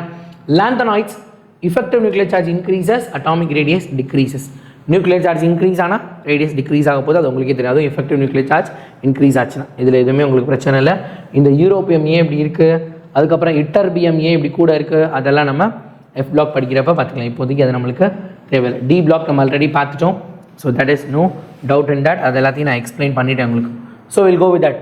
2018 கேட்ட ஒரு question, the correct order of group 13 elements. Already நான் எழுதி கூட போட்டேன் இப்போ தான் கொஞ்சம் நேரத்துக்கு முன்னாடி, ரைட்டா? ஸோ என்ன சொன்னேன், போரானுக்கு அடுத்து என்ன வந்திருக்கணும், அலுமினியம் வந்திருக்கணும். ஆனால் அலுமினியம் வராது, அதுக்கு பதிலாக கேலியம்க்கு அப்புறம் அலுமினியம்க்கு அப்புறம் இண்டியம். அப்ராக்சிமேட்டாக இவங்க 2 பேர் என்ன பண்ண போகிறாங்க, greater than or equal to, ஒன்று கிரேட்டர் தேன் அல்லது ஈக்குவல் இருப்பாங்க. அப்போ boron, gallium, aluminium, indium, thallium எங்கே இருக்குது, boron, gallium, aluminium, thallium, indium இருக்குது. இது கிடையாது. Boron, gallium, aluminium, indium, thallium. D தான் இது answer is D. Option D is the answer. D மட்டும் தானே ஃபெயிட் ஆயிருக்கு. எஸ் டி தானே, yes D is the answer. ஓகேவா, ரைட்? இது ஆல்ரெடி நம்ம பார்த்தது தான். ஸோ அடுத்து நீங்கள் எழுதலாம். In which pair the second atom is larger than first atom. அதாவது ஃபர்ஸ்ட் ஆட்டம் செகண்ட் ஆட்டம் 2 இருக்கா, செகண்ட் ஆட்டம் இஸ் லார்ஜர். இவங்க பெருசாக இருக்கணும், இவங்க சின்னதாக இருக்கணும். ரைட்டா? கண்டுபிடிச்சு சொல்லுங்கள் பார்க்கலாம், யார் பெருசாக இருப்பா யார் சின்னதாக இருப்பா அப்படின்னு. ஸோ ரொம்ப ஈஸியான question. I am giving you 3 minutes of time. Okay, do it.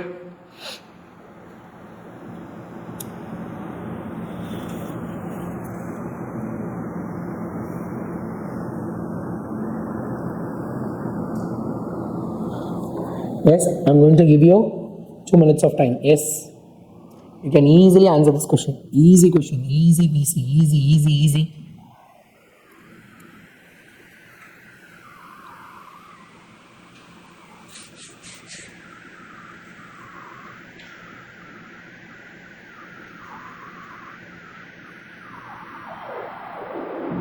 Yes.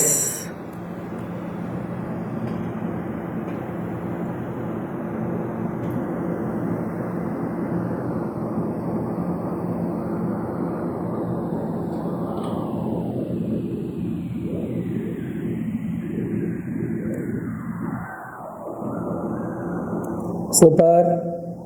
Answer வந்துச்சா? Any guesses? கொஞ்சமாவது கெஸ் பண்ணீங்களா? எஸ், ஈஸி தான்.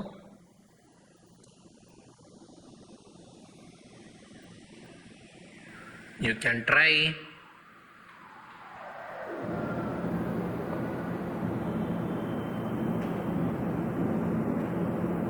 ஓகே, நானே சொல்லட்டா?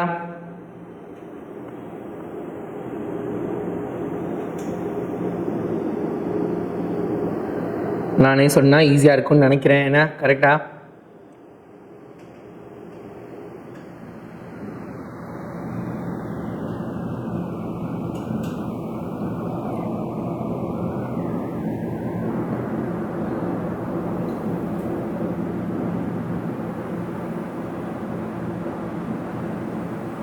Okay, it's time. போதும், இவ்வளோ நேரம் தேவையே இல்லை நமக்கு. இந்த கொஷின் பார்த்த உடனே கண்டுபிடிச்சிருக்கேன். ஏன்னா எல்லாருமே சேம் குரூப்பில் இருக்கவங்க, ரைட்டா?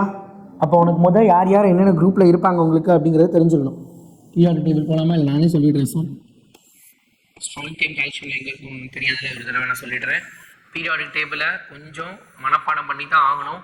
அதாவது அது எப்படிலாம் இருக்குது, யார் யார் முன்னாடி இருக்காங்க, யார் பின்னாடி இருக்காங்க, எப்போ எப்படி இருப்பாங்க அப்படிங்கிறத கண்டிப்பாக தெரிஞ்சு வச்சுருக்கணும்.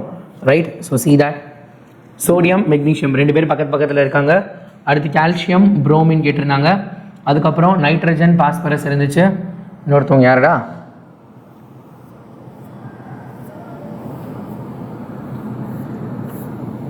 சப்பா சிச்சோ போச்சு கொஷின்.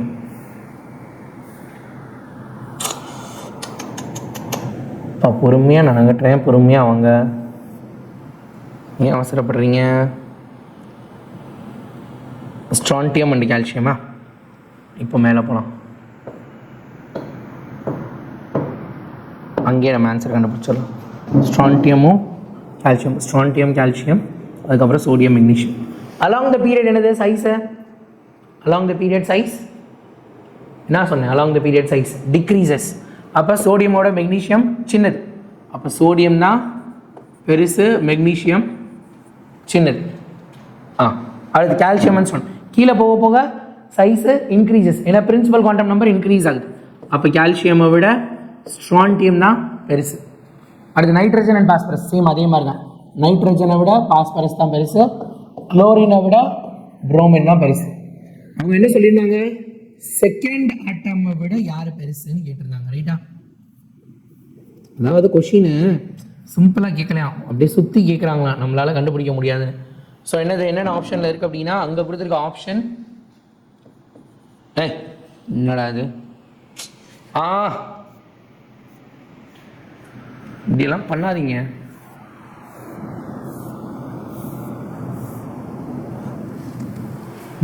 செகண்ட் ஆட்டமை விட செகண்ட் ஆட்டம் பெருசாக இருக்கணும். Right, okay right. So answer என்ன அப்படின்னா இதுதான். ரைட்டா? என்பி கரெக்டாக இருந்துச்சா? ஏன்னா நைட்ரஜனோட கீழே இருக்கும். சோடியம் மெக்னீஷியம்னா மெக்னீஷியம் சின்னதில் சோடியம் தானே பெருசு, சோடியம் தான் பெருசு, மெக்னீஷியம் சின்னது. இதில் நைட்ரஜன் வந்து நைட்ரஜனோட பாஸ்பரஸ் பெருசு.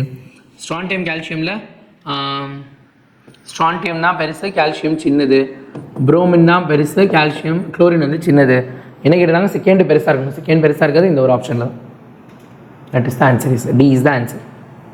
ஓகே ஸ்டூடெண்ட்ஸ், இப்போ நம்ம என்ன அப்படின்னா அயானிக் ரேடியை அப்படின்னா என்னன்றதை பற்றி பார்க்கலாம். ஸோ அயானிக் ரேடியங்கிறது எப்போ வரப்போகுது, ஆல்ரெடி நம்ம பார்த்துருந்தோம் அப்படின்னா அயானிக் காம்பவுண்ட்ஸ்க்கு நடுவில் இருக்கக்கூடியது தான் அயானிக் ரேடியை அப்படிங்கிறது. So the ionic radius is related to the distance between centre of neighbouring cation and anion. அதாவது Na ப்ளஸ் Cl மைனஸ். நான் அப்போதே சொன்னேன்னா Na வந்து ப்ளஸ்ஸாக மாறிடும், Cl வந்து மைனஸாக மாறிடும். Na வந்து A ப்ளஸ்ஸாக மாறுது because it is donating it's electron. அது என்ன பண்ணுது, தன்னோட எலக்ட்ரானை கொடுத்துருது. வேற குளோரின் ஒரு எலக்ட்ரானை வாங்கிக்குது. ஸோ அப்போ ஒருத்தவங்க எலக்ட்ரானை வாங்குறதுனால they are going to become minus, எலக்ட்ரானை கொடுக்குறவங்க ப்ளஸ்ஸாக மாறிடுறாங்க.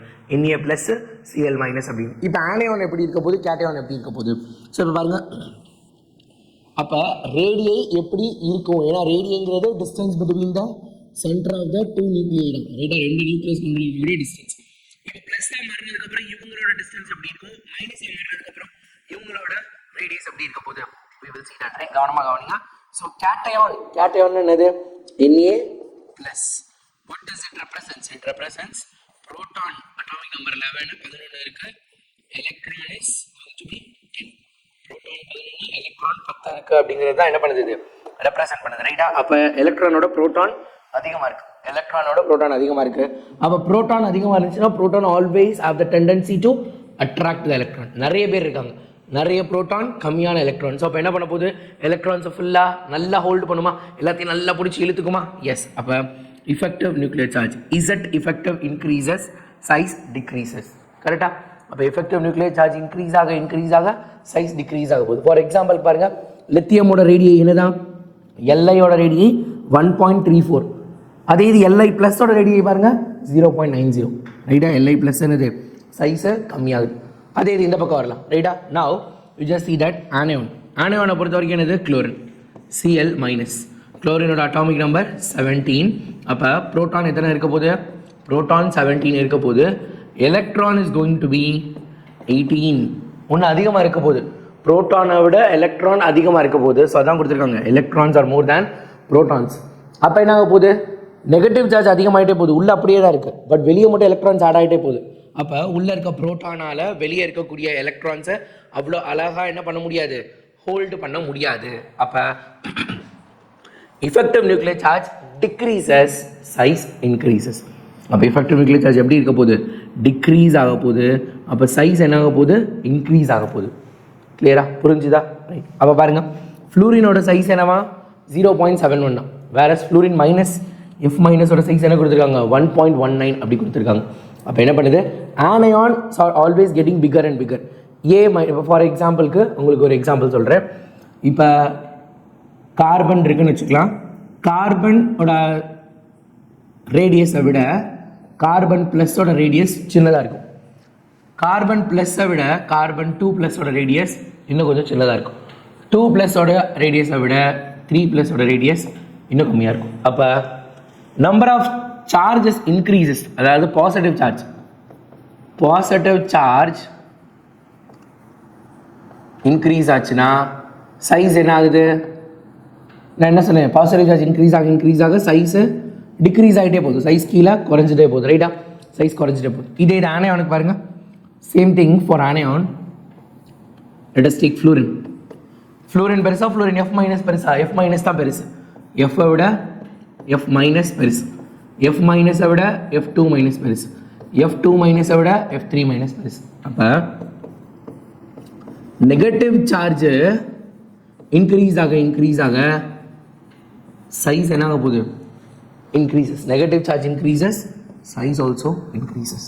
அப்போ ஆனையான் மேலே இருக்கக்கூடிய சார்ஜ் இன்க்ரீஸ் ஆக சைஸ் பெருசாக போகுது. கேட்டையான் மேலே இருக்க சார்ஜ் பெருசாக இன்க்ரீஸ் ஆக சைஸ் குட்டியாகும். இதுதான் மெயினாக ஞாபகம் வச்சுக்கோங்க. பிகாஸ் இது நம்ம கெமிக்கல் பாண்டிங் படிக்கிறப்ப ஃபஜான்ஸ் ரூலில் ரொம்ப ரொம்ப ரொம்ப முக்கியமான ஒரு விஷயம் இது. அதனால் அதை கவனமாக ஞாபகம் வச்சுக்கோங்க. ஃபஜான்ஸ் ரூலில் இது ரொம்ப முக்கியமாக நம்ம பார்க்கணும். ஸோ பார்த்தீங்கன்னா கொடுத்துருக்காங்க. அடுத்து வேறு என்னென்ன ஃபேக்டர்ஸ்லாம் இந்த அயோனிக் ரேடியை அஃபெக்ட் பண்ண போகுது? If the shell number increases, shell increase ஆகிட்டே இருக்கு, அப்போ அயோனிக் ரேடியஸ் அஸ் யூஷுவல் ஷெல்லே இன்க்ரீஸ் ஆகிடுச்சு. அதாவது ரவுண்டே பெரிய ரவுண்டு, அப்போ ரவுண்டோட ரேடியஸை பெருசாக தான் இருக்க போகுது. So shell number increases. இந்த shell number increases, ionic radius increases. அடுத்து ஒரு குரூப்பில் அயோனிக் ரேடியஸ் எப்பயுமே இந்த குரூப்னது ஒரு குரூப் இருக்குது அப்படின்னா அதில் down the group ionic radius increases. கீழே போக போக ஷெல்லு கூட தான் போகுது. ரைட்டா இல்லையா? ஃப்ளூரினோட குளோரின் பெருசாக இருக்கும். ஃப்ளூரின், குளோரின், புரோமின், அயோடின் எல்லாமே பெருசாக தான் இருக்க போகிறாங்க. ஸோ அதே மாதிரி இருக்கும். ஸோ இப்போ ஆனையானோட விஷயம் மட்டும் கொடுத்துருப்பாங்க. எல்லாமே சேம் சார்ஜாக இருக்குன்னா as usual depends upon the arrangement on the periodic table. எல்லாமே ஒரே சார்ஜ் தான் இருக்குது அப்படின்னா பீரியாடிக் டேபிள் என்ன அரேஞ்ச்மெண்ட் இருக்கோ, ஜென்ரல் ட்ரெண்ட் என்னவோ அதே மாதிரியே தான் இருக்க போகுது. அதில் சேஞ்சஸ் இல்லை. ஸோ இப்போ பாருங்கள், இவங்கெல்லாம் ஒரே குரூப்பு, எல்லாமே 2 - 2 - 2 அப்போ as it is down the group போகிறப்ப என்ன பண்ண போகுது? நம்மளுக்கு சைஸு இன்க்ரீசஸ் அதே மாதிரி இன்க்ரீஸ் ஆகும். Hydrogen, lithium, sodium, potassium, rubidium, caesium same. அது மாதிரி இவங்களும் எல்லாமே என்ன அப்படின்னா சேம் காம்பனெண்ட்டில் இருக்காங்க. ஒரே காம்பவுண்டில் சார்ஜ் என்ன வேணா இருக்கட்டும், சார்ஜ் சேமாக இருந்துச்சுன்னா the charge is same, then the trend follows the same as it is down the group எப்படி இருக்குமோ அதே மாதிரியே தான் இருக்க போகுது. ஸோ அடுத்து if the charge of the cation increases, நான் ஆல்ரெடி சொல்லிட்டேன், அயோனிக் ரேடியை டிக்ரீசஸ். நம்ம முன்னாடியே உங்களுக்கு சொல்கிறேன். ரைட்டா? ஆனால் இதில் மெயினாக நீங்கள் தெரிஞ்சுக்க வேண்டியது என்ன அப்படிங்கிறது ரொம்ப முக்கியமான ஒரு விஷயம் இருக்குது. ஸோ 2 + 3 + 3 விட 2 தானது பெருசாக இருக்கும். 3 + 4 ஆக பாசிட்டிவ் சார்ஜோட சார்ஜ் இன்க்ரீஸ் ஆச்சு அப்படின்னா சைஸ் டிக்ரீஸ் ஆக போது உங்களுக்கு தெரியும், ப்ராப்ளம் இல்லை. ஸோ அதுக்கான எக்ஸாம்பிள் இங்கே கொடுத்துருக்காங்க. த ஸ்மாலஸ்ட் கேட்டையான் இஸ், இருக்கிறதுலே ஸ்மாலஸ்ட் ஆட்டம்னா அது வந்து ஃப்ளூரின். நம்ம எல்லாருமே ஹைட்ரஜன் நினச்சிட்டு இருப்போம், பட் ஸ்மாலஸ்ட் பார்த்திங்க அப்படின்னா ஃப்ளூரின். ஆனால் the smallest cation F plus H plus பார்த்தா அது H plus இருக்க போகுது. கவனம், the smallest cation is H plus. Hydrogen தான் அது இருக்கிறதுல smallest cation. நோட் பண்ணி வச்சுக்கோங்க, this is very important. smallest cation is H plus. அடுத்து factors affecting ionic ரேடியை. Ionic ரேடியில் next பார்த்திங்க அப்படின்னா ஆனையானோட சார்ஜ் இன்க்ரீஸ் ஆச்சுன்னா ionic ரேடியை increases. As it is நான் முன்னாடி சொன்ன மாதிரி சார்ஜ் யாருக்கு அதிகமாக இருக்கும், மைனஸ் சார்ஜ் யாருக்கு அதிகமாக இருக்கோ அவங்களோட ரேடியஸ் தான் கூட இருக்க போகுது. Here we have a super duper note. The smallest anion is F minus and not H minus. Smallest anion வந்து என்ன தான்? F minus தான். நம்ம எல்லோரும் என்ன நினச்சிட்டு இருப்போம், ஹைட்ரஜன் தானே குட்டி, அப்போ ஹைட்ரஜன் தானே ஆன்சர் வரணும் அப்படின்னு நினச்சிட்டு இருப்போம். But it is not hydrogen, it is fluorine. So hydrogen கிடையாது, அதுக்கு மேலே என்னது இந்த இடத்துல fluorine. Fluorine is the smallest anion. ஏன்னா அதோட அயோனிக் ரேடியஸ் எப்படி இருக்குது? 208 பிகோமீட்டராக இருக்குது.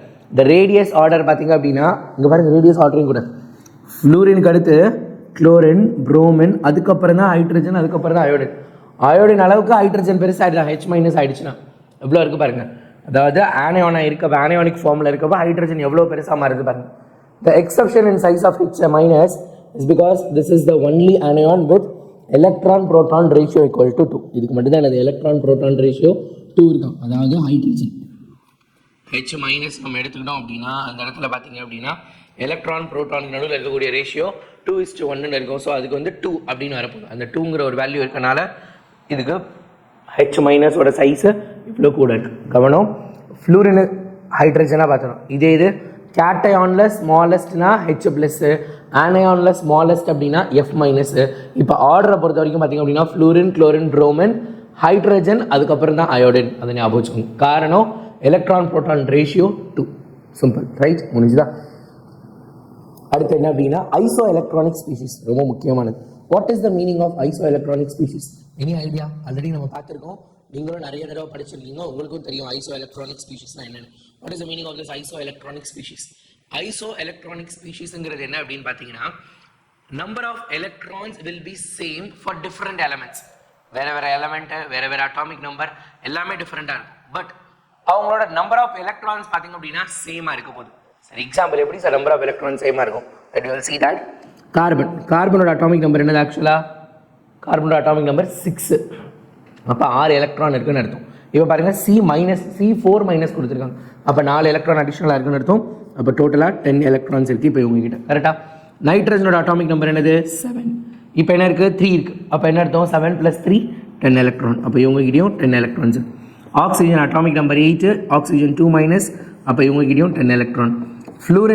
ஃப்ளூரினோட வேல்யூ பார்த்திங்க அப்படின்னா அட்டாமிக் நம்பர் 9 எலக்ட்ரான்ஸ் தான் உங்ககிட்ட இருக்கும். இப்போ இங்கே ஒரு மைனஸ் இருக்கனால அவங்ககிட்ட ஒரு electron 10 electron. Sodium atomic number 11 ரைட்டா? 11 இருக்க போது இப்போ Na+ன்னு கொடுத்துருக்கனால ஒரு எலக்ட்ரான் போயிடும். That also will become 10 electrons. அடுத்து மெக்னீஷியம் அட்டாமிக் நம்பர் 12. ஸோ அப்போ அதில் என்ன இருக்க போது? 2+ அப்படின்னா அதுலேயும் போயிடும். So it's going to be 10 electron. Aluminium atomic number 13, 3+, அப்போ அதுலேயும் என்னது? 10 எலக்ட்ரான்ஸ். ஸோ பாருங்கள் எல்லாருக்குமே 10 எலக்ட்ரான்ஸ் இருக்குது. So this is iso electronic species. அப்போ ஐசோ எலக்ட்ரானிக் ஸ்பீஷிஸாக இருந்துச்சுன்னா யார் ரேடியஸ் அதிகமாக இருக்க போகிறா, யார் ரேடியஸ் கம்மியாக இருக்க போகிறா? ஆல்ரெடி நம்ம பார்த்ததை கம்பைன் பண்ண போகிறோம். பாசிட்டிவ் சார்ஜ் இன்க்ரீசஸ், அதாவது கேட்டயானோட சார்ஜ் இன்க்ரீஸ் ஆகிக்கிட்டே இருந்தால் என்ன பார்த்தோம்? நான் அப்போதே சொன்னேன், பாசிட்டிவ் சார்ஜ் இன்க்ரீஸ் ஆனால் சைஸ் என்ன ஆகும்? டிக்ரீஸ் ஆகும். ரைட்டா? நெகட்டிவ் சார்ஜ் இன்க்ரீஸ் ஆனால் சைஸு இன்க்ரீஸ் ஆகும். ரைட்டா?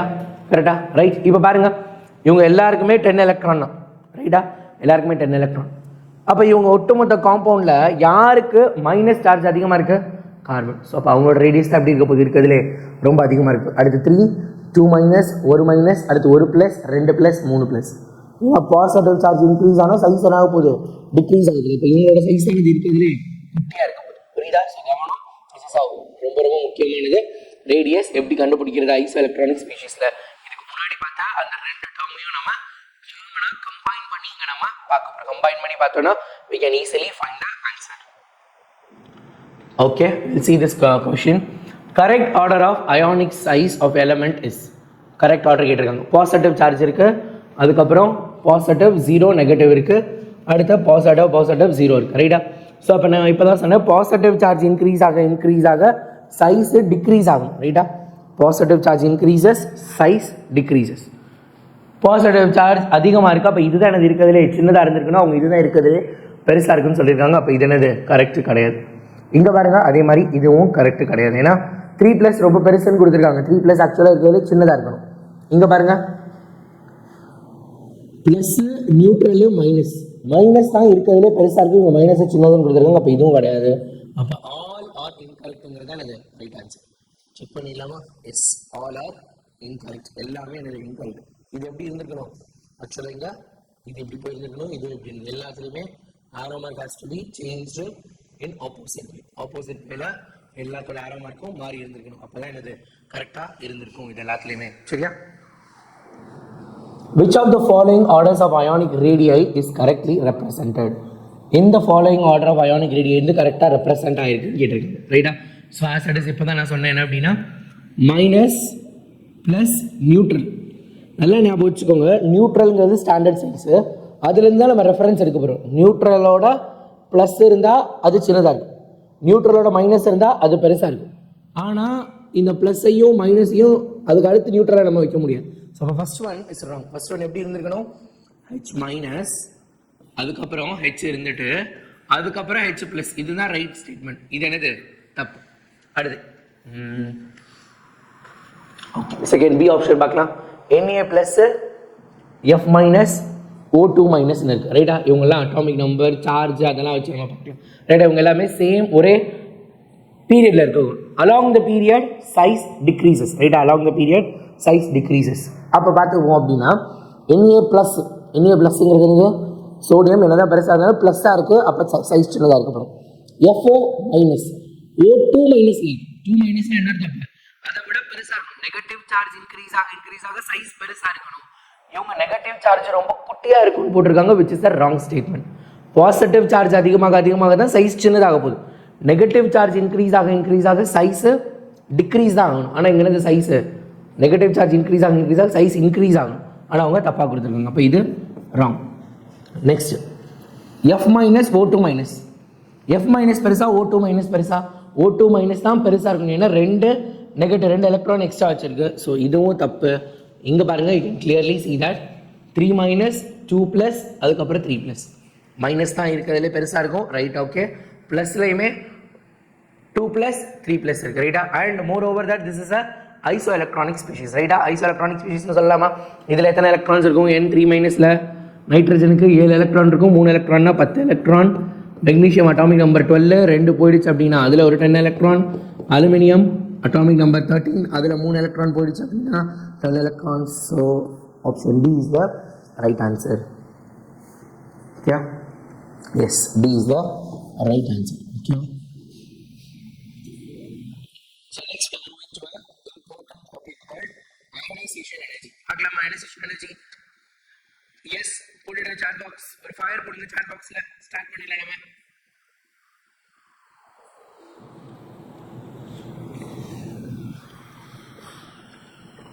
ரொம்ப இம்பார்ட்டன்டான டாபிக் பா.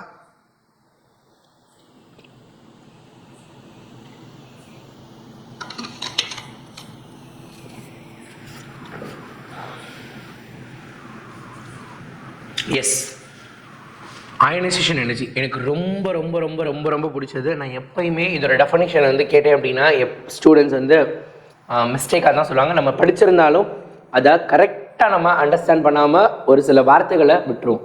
அயனைசேஷன் எனர்ஜியோட டெஃபனிஷன், அயனைசேஷன் என்தால்பி, அந்த அயனைசேஷன் எனர்ஜி இதோட டெஃபனிஷன் ரொம்ப ரொம்ப ரொம்ப முக்கியம். இது நிறைய பேர் மறந்துடுறீங்க. ஸோ கவனமாக எப்போ கவனிச்சுக்கோங்க. அயனைசேஷன் எனர்ஜிங்கிறது என்ன அப்படின்னா, it is a energy required to remove the most loosely bounded electron from an isolated gaseous atom. புரியுதா என்ன சொல்கிறேன் அப்படின்னா? எனர்ஜி ரெக்வயர்ட், ஒரு நம்மளுக்கு தேவைப்படக்கூடிய ஒரு எனர்ஜி. என்ன energy required to remove the most loosely bounded electron. அதாவது ஒரு ஆட்டமில் எந்த எலக்ட்ரான் ரொம்ப லூஸாக கனெக்ட் ஆகிருக்கோ அந்த எலக்ட்ரானை ரிமூவ் பண்ணுறதுக்கு. அப்போ அந்த எலக்ட்ரான் எங்கே இருக்கும்?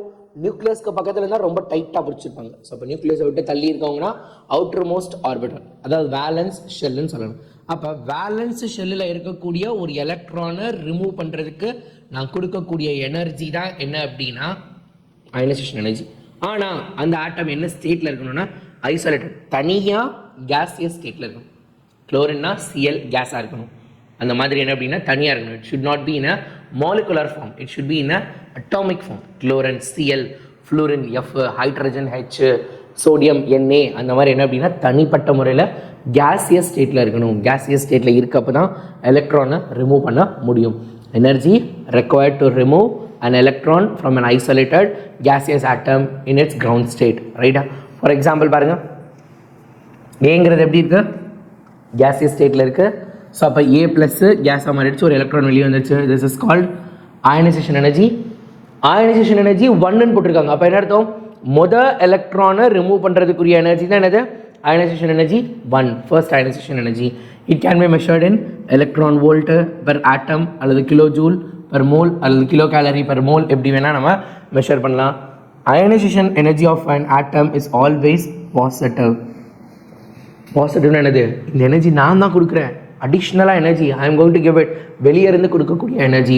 அப்போ வெளியேருந்து நம்ம கொடுக்க போகிறோம். அப்போ என்ன பண்ண போகுது? எனர்ஜியை அப்சார்ப் பண்ண போகுது. அப்போ then it is a absorption. அப்போ the process is endothermic. The process is endothermic. Chemical bonding நேற்று படிக்கிறப்ப ஒரு ப்ராசஸ் வந்து எக்ஸோதெர்மிக் நம்ம படித்தோம்.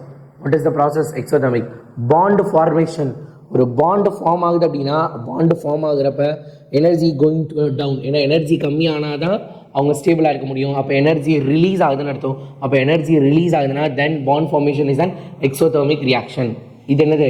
அயனைசேஷன் எனர்ஜி அல்லது ionization reaction is a endothermic.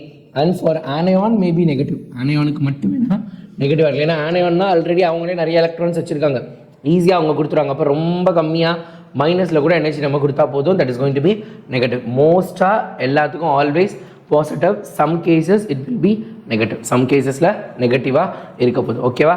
Right. In some cases, it may be negative. So, successive ionization energy.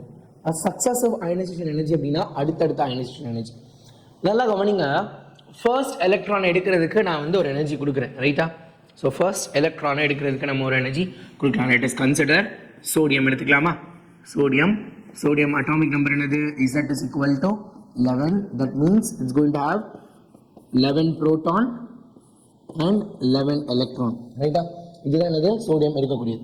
இப்போ என்ன ஆகுது? ஃபர்ஸ்ட் நான் NAவை NA ப்ளஸ்ஸாக மாற்றுறேன். What does it mean? Proton அதே 11 தான் இருக்க போகுது, பட் எலக்ட்ரான்ஸ் என்ன ஆக போகுது? 10 மாறு. See the comparison பசங்களா, அதுதான் ரொம்ப முக்கியம். இப்போ என்ன பண்ணிட்டேன்? ஒரு எலக்ட்ரானை ரிமூவ் பண்ணிட்டேன். அப்போ இந்த எலக்ட்ரானை ரிமூவ் பண்ண நான் கொடுத்த எனர்ஜி தான் என்னது? IE1, ionisation energy 1. இப்போ எலக்ட்ரானை ரிமூவ் பண்ண உடனே இந்த சோடியம் Na+, இது கொஞ்சம் இடம் எடுத்து தெளிவாக ரைட்? ஓகே, நம்ம நார்மலாக இருந்தப்ப ஒருத்தன் உள்ளே புகுந்து என்ன பண்ணிட்டான்? நம்ம ஒரு எலக்ட்ரானை எடுத்துகிட்டு போயிட்டான். நெக்ஸ்ட்டு நம்ம விட்டுறக்கூடாது. இப்போ 11 பேர் இருக்கோம், நம்மளோட 10 எலக்ட்ரானை ரொம்ப கவனித்து பார்த்துக்கணும், யாரும் நம்மளோட அடுத்த எலக்ட்ரானை எடுத்துகிட்டு போயிடக்கூடாது அப்படின்னு. ஆனால் வெளியே இருந்து வரவங்க என்ன அப்படின்னா இன்னும் கொஞ்சம் ஸ்ட்ராங்கராக இருக்காங்க. ஸோ அப்போ Na2+, ப்ரோட்டான் 11 இருக்கும், எலக்ட்ரான் என்னவா மாறிடும்? 9 மாறிடும். இப்போ ஒரு எனர்ஜி கொடுத்துருப்பாங்கல்ல, இந்த ரெண்டாவது எலக்ட்ரானை ரிமூவ் பண்ண ஒரு எனர்ஜி கொடுத்துருப்பாங்களா, அது என்னது? IE2. எனக்கு சிம்பிளாக ஒரு விஷயம் நீங்களே சொல்லுங்கள், ஐ will just give you time. IE1 IE2 இருக்கா? யார் அதிகமாக இருப்பாங்க? ஒரு ஆட்டம் ஃபர்ஸ்ட் பார்த்தீங்க அப்படின்னா 11க்கு 11 ஈக்குவல் ஃபோர்ஸில் இருக்காங்க. 11 ப்ரோட்டான் 11 எலக்ட்ரானை பிடிச்சி வச்சிருக்கு. அப்போ 11 எலக்ட்ரானை பிடிச்சிருக்கப்ப அவங்க கிட்ட இருந்து ஒரு எலக்ட்ரானை ரிமூவ் பண்ணுறதுக்கு கொடுக்கக்கூடிய எனர்ஜியை அயனைசேஷன் எனர்ஜி 1ன்னு சொல்கிறேன். அடுத்து 11 ப்ரோட்டான் 10 எலக்ட்ரானை பிடிச்சிருக்கு, ரைட்டா? 10 எலக்ட்ரானை 11 ப்ரோட்டான் பிடிச்சிருக்கு. கம்மியான பேரை நிறைய பேர் நல்லா டைட்டாக சரவுண்ட் பண்ணியிருக்காங்க. அவங்க கிட்ட இருந்து ஒரு எலக்ட்ரான் எடுக்கிறதுக்கு கொடுக்க எனர்ஜி பேர் IE2. அப்போ எது அதிகமாக இருக்கும்? ஆல்வேஸ் எப்பயுமே அயனைசேஷன் எனர்ஜி 1 விட ionisation energy 2 will be greater. அப்போ 2 விட 3 எப்படி இருக்கும்? IE3 will be greater. அப்போ அடுத்தடுத்த அயனைசேஷன் எனர்ஜி எப்பயுமே என்னவாக இருக்கும்? ஹையராக இருக்கும். ஃபர்ஸ்ட் அயனைசேஷன் எனர்ஜியை விட செகண்ட் கூட இருக்க போது, செகண்டை விட தேர்ட் கூட இருக்க போது, தேர்டோட ஃபோர்த் கூட இருக்க போது. This is how the ionisation energy is going to be. So ionisation energy எப்பயுமே அடுத்தடுத்து போக கூட தான் இருக்க போகுது, ரைட்டாக? ஃபர்ஸ்ட் அயனைசேஷன் எனர்ஜியை விட செகண்ட் அதிகமாக இருக்கும், செகண்டை விட தேர்டு அதிகமாக இருக்கும். கிளியரா? புரிஞ்சுதா? Right, it's clear. ஸோ அதுதான் என்ன அப்படின்னா இங்கே கொடுத்துருக்காங்க, first ionisation energy, second, third, fourth அப்படின்னு always increases for any species because electron pair ratio gradually decreases. IE1 IE2 இப்படி போயிட்டே இருக்கு பார்த்தீங்களா? ரைட், கவனிச்சுக்கோங்க, ரைட்டா? அதான் ionisation energy 1. Okay, right, super. So sudden jump of successive ionization energy value can predict the number of valence shell electrons. அதாவது சக்சஸிவாக இருக்கக்கூடியது. இப்போ என்ன அப்படின்னா, ஃபார் எக்ஸாம்பிள் சோடியம் இருக்கு. எக்ஸாம்பிள் சோடியம் எடுத்துக்கலாம். Sodium is having a capacity. சோடியமுக்கும் என்ன அர்த்தம்? அதுக்கும் பெண் தானே, அல்லது அவனும் என்ன சொல்கிறது, சோடியம் தானே, அதுவும் ஒரு எலமெண்ட் தானே. அந்த எலமெண்ட்டுக்கும் ஆசாபாசங்கள் இருக்க தானே செய்யும். அந்த எலமெண்ட்டுக்கும் நம்ம நோபல் கேஸ் மாதிரி மாறணும் அப்படின்னு ஒரு ஆசை இருக்கும்ல. நோபல் கேஸ் மாதிரி மாறணும்னா என்ன பண்ணணும்? அது நோபல் கேஸ் இதுக்கு பக்கத்தில் இருக்கவங்க யார்? ஹீலியம், நியானோட அட்டாமிக் நம்பர் தானே 10. ஸோ அப்போ அதுக்கு போகணுன்னு தான் ட்ரை பண்ணும். அப்போ ஒரு எலக்ட்ரானை கொடுக்க அவங்களே ரெடியாக இருப்பாங்க, தாராளமாக வாங்கிட்டு போப்போம் ஒரு எலக்ட்ரான் அப்படின்னு. ஆனால் ஃபர்ஸ்ட் ஒன்க்கு அடுத்து செகண்ட் ஒன் பார்த்தோன்னா வேறு லெவலில் இருக்குது. ஏன்னா second one is going to be completely filled. அதாவது என்ன அர்த்தம்? 10 எலக்ட்ரான் நோபல் கேஸ் கான்ஃபிகரேஷனுக்கு போயிடும், ரைட்டா? நோபல் கேஸ் கான்ஃபிகரேஷன்னா என்னது? புரோட்டான் ஃபர்ஸ்ட் ஆர்பிட்டில் 2 எலக்ட்ரான் இருக்கக்கூடியது, அடுத்து செகண்ட் ஆர்பிட்டில் 8 electron. It's a completely filled orbital. So completely filled ஆர்பிட்டாலுக்கு போயிடும். ஏன்னா ஆக்சுவலாக இங்கே ஒரு எலக்ட்ரான் இருந்திருக்கணும், அதுதான் சோடியமோட ஆக்சுவல் ஸ்ட்ரக்சர். அந்த ஒரு எலக்ட்ரான் தான் என்ன ஆயிடுச்சு? இப்போ நம்ம அயனைசேஷன் எனர்ஜி 1 கொடுத்தனால ஃபர்ஸ்ட் அயனைசேஷன் எனர்ஜி மூலமாக அது வெளியே போயிடுச்சு. அப்போ இப்போ completely field Nobel case configuration வந்துருச்சு. அப்போ நோபல் கேஸ் கான்ஃபிகரேஷன் இருந்துச்சுன்னா செகண்ட் அயனைசேஷன் எனர்ஜியோட வேல்யூ ரொம்ப அதிகமாக இருக்க போகுது. எப்பயுமே அதிகமாக தான் இருக்க போகுது, ஆனால் இது எப்படி இருக்க போகுது? ரொம்ப அதிகமாக இருக்க போகுது. ஸோ அப்போ அதை வச்சு என்ன கண்டுபிடிக்கலாம்? ஃபர்ஸ்ட் அயனைசேஷன் எனர்ஜி வேல்யூவோட செகண்ட் ரொம்ப அதிகமாக இருக்குன்னா வேலன்ஸ் எலக்ட்ரான் எத்தனை இருக்குது? ஒன்று தான் இருந்திருக்கு. அப்போ ஒரு எலக்ட்ரான் போயிடுச்சு. ஒரு எலக்ட்ரான் போனோடனே ஸ்டேபிள் கான்ஃபிகரேஷன் வந்துட்டாங்க அப்படின்னு அர்த்தம். ஸோ அதை பேஸ் பண்ணி பாருங்கள். சோடியமுக்கு IE1 வேல்யூ எப்படி இருக்கான்? 5.19 இருக்கும். IE2 பாருங்கள், அடுத்து IE3, IE4 அப்படி பார்த்தீங்க அப்படின்னா நார்மலாக இருக்குது. 5 எங்கே இருக்குது? 47 எங்கே இருக்குது? 5லேருந்து 45 அப்படின்னா கிட்டத்தட்ட 9 மடங்கு, 10 மடங்கு அதிகமாக இருக்குது. அதாவது 5லேருந்து 45க்கு போயிருக்கு. அப்போ நம்பர் ஆஃப் வேலன்ஸ் எலக்ட்ரான் எத்தனை இவங்க கேட்டிருக்கிறத படி பார்த்தோம் அப்படின்னா ஒரே ஒரு வேலன்ஸ் எலக்ட்ரான் இருக்குன்னு அர்த்தம். அடுத்து பாருங்க இங்க you can see that ஜெர்மனியில் 11 26 டபுள் ஆயிருக்கு கொஞ்சம்.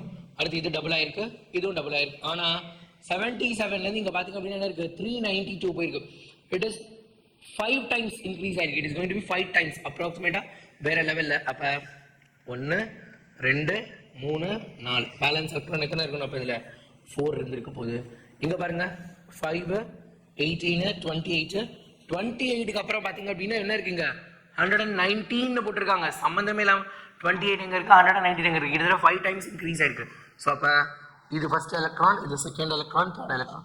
மூணாவது எலக்ட்ரானை ரிமூவ் பண்ணதுக்கு அப்புறம் தான் என்ன பண்ணுது? நம்மளுக்கு பயங்கரமாக இன்க்ரீஸ் ஆகுது. அப்போ இங்கே தான் ஸ்டேபிள் கான்ஃபிகரேஷன் போயிருக்கு. அப்போ 3 இஸ் த வேலன்ஸ் எலக்ட்ரான். அப்போ அயனைசேஷன் எனர்ஜியை வச்சு நம்மளால வேலன்ஸ் எலக்ட்ரான்ஸ் எத்தனை இருக்குது, வெளியே எத்தனை எலக்ட்ரான் இருக்குது, நம்பர் ஆஃப் வேலன்ஸ் எலக்ட்ரான் அல்லது வேலன்ஷியல் எலக்ட்ரான்ஸா we can find it out அப்படிங்கிறது மிக முக்கியமான ஒரு விஷயம். ரைட்டா? Super. we will find it out which represents alkali metal. alkali metal என்னது?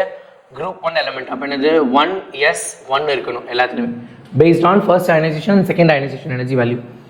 அப்போ ஃபர்ஸ்ட் குரூப் மெட்டல்ஸ் எல்லாமே என்ன அப்படின்னா ஜென்ரல் எலக்ட்ரானிக் கான்ஃபிகரேஷன் என்ன சொன்னால் 1s1 இருக்கணும்னு சொல்லியிருக்கேன். NS1 N வச்சுக்கலாம். ஏன்னா ஹைட்ரஜன்னா தான் 1s, மீதியெல்லாம் NS1. NS1 அப்படின்னா இப்போ ஃபார் எக்ஸாம்பிள் சோடியம் NS1 தான் இருக்க போகுது அவுட்டர் மோஸ்ட்டில்.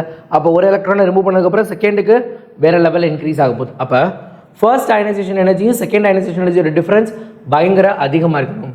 இங்கே பாருங்கள், இது 2 times டபுள் த டைம்ஸ் இருக்குது.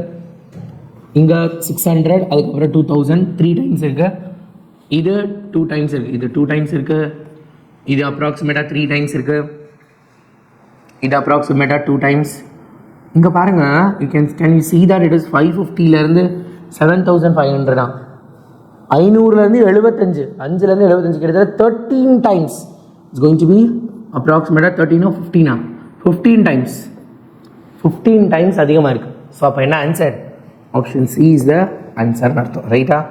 Option C is the right answer. Because difference அவங்களுக்கு தான் அதிகமாக இருக்குது. முதல் எலக்ட்ரான் போன உடனே அவங்க ஸ்டேபிள் கான்ஃபிகரேஷன் போயிடுறாங்க. அப்போ ஸ்டேபிள் கான்ஃபிகரேஷன் வந்து எலக்ட்ரான் எடுக்கணும் அப்படின்னா we have to give large amount of energy. அதனால தான் அது ஆன்சராக இருக்குது. The first ionization potential of beryllium and boron respectively, first ionization energy. அப்போ அயனைசேஷன் எனர்ஜி கண்டுபிடிக்கிறதுக்கு முன்னாடி சைஸ் கண்டுபிடிக்கணும். ரைட்டா? ஸோ பெர்லியம் போரான் எப்படி இருக்கும்? they both are third period element. third period second period helium lithium beryllium hydrogen helium lithium beryllium second period element. So lithium beryllium boron carbon இருக்கு. பெர்லியமோட electronic configuration என்னது? 1s2 2s2. போரானோடது என்னது? 1s2 2s2 2p 2p1. என்ன கேட்டிருக்காங்க? First ionisation potential எப்படி இருந்திருக்குன்னு கேட்டிருக்காங்க. நல்லா பாருங்க, இது கம்ப்ளீட்லி ஃபில்டு 2s2. ஆனால் இது கம்ப்ளீட்லி ஃபில்டு இல்லை, இது பார்ஷியலி ஃபில்டு கூட கிடையாது. 2pல ஒரு எலக்ட்ரான், ஆனால் இங்கே 2sல 2 electrons. It is a completely field. அப்போ யாருக்கு அயனைசேஷன் எனர்ஜி ஜாஸ்தியாக இருக்க போகுது? ஆக்சுவலாக நம்ம பார்த்தோன்னா along the period size decreases, நம்மளுக்கு அது தெரியும். அப்போ இவங்களோட இவங்க சைஸ் கம்மியாக இருக்க போகிறாங்க. சைஸ் குட்டியாக இருக்காங்க அப்படின்னா electrons are very closer to the nucleus. So அப்போ இவங்களுக்கு தான் அதிகமாக இருக்கணும் அப்படின்னு. But here we have to see the எலக்ட்ரான்ஸோட கம்ப்ளீட்னஸ் எங்கே இருக்குது அப்படின்னு. இங்கே எஸ் ஆர்பிட்டாலில் எலக்ட்ரான்ஸ் கம்ப்ளீட்டாக ஃபுல்லாக இருக்குது, இங்கே ஃபில் ஆகலை. ஸோ அப்போ இது கம்ப்ளீட்லி ஃபில்டுனால இவங்களுக்கு அதிகமாக இருக்க போது, இவங்களுக்கு கம்மியாக இருக்க போது. பெர்லியம் போரான் கேட்டிருக்காங்க. அப்போ பெர்லியம்க்கு அதிகமாக இருக்கணும், போரான் கம்மியாக இருக்கணும். அப்போ ஃபர்ஸ்ட் இருக்க வேல்யூ அதிகமாகவும் செகண்ட் இருக்க வேல்யூ கம்மியாகவும் இருக்கணும். அந்த மாதிரி எந்த ஆப்ஷன் இருக்குது? ஃபர்ஸ்ட் ஆப்ஷன் கிடையாது. செகண்ட் ஆப்ஷன் ஈக்குவலாக இருக்குது, அதுவும் கிடையாது. தேர்ட் ஆப்ஷன் ஈக்குவலாக இருக்குது, அதுவும் கிடையாது. It is D. ஏன்னா ஃபர்ஸ்ட் ஒன் அதிகமாகவும் செகண்ட் ஒன் கம்மியாகவும் இருக்குது. That is the answer. ரைட்டா? ஸோ ஆன்சர் தானே? Yes, D is the answer. சரியா? கவனப்பா எப்படி நம்ம ஆன்சர் கண்டுபிடிக்கணும் அப்படிங்கிறது. Which of the following electronic configuration of an atom has the lowest ionization enthalpy? யாருக்கு ionization enthalpy lowest-ஆ இருக்கும்? I'm going to give you 1 minute of time. Think of it and answer.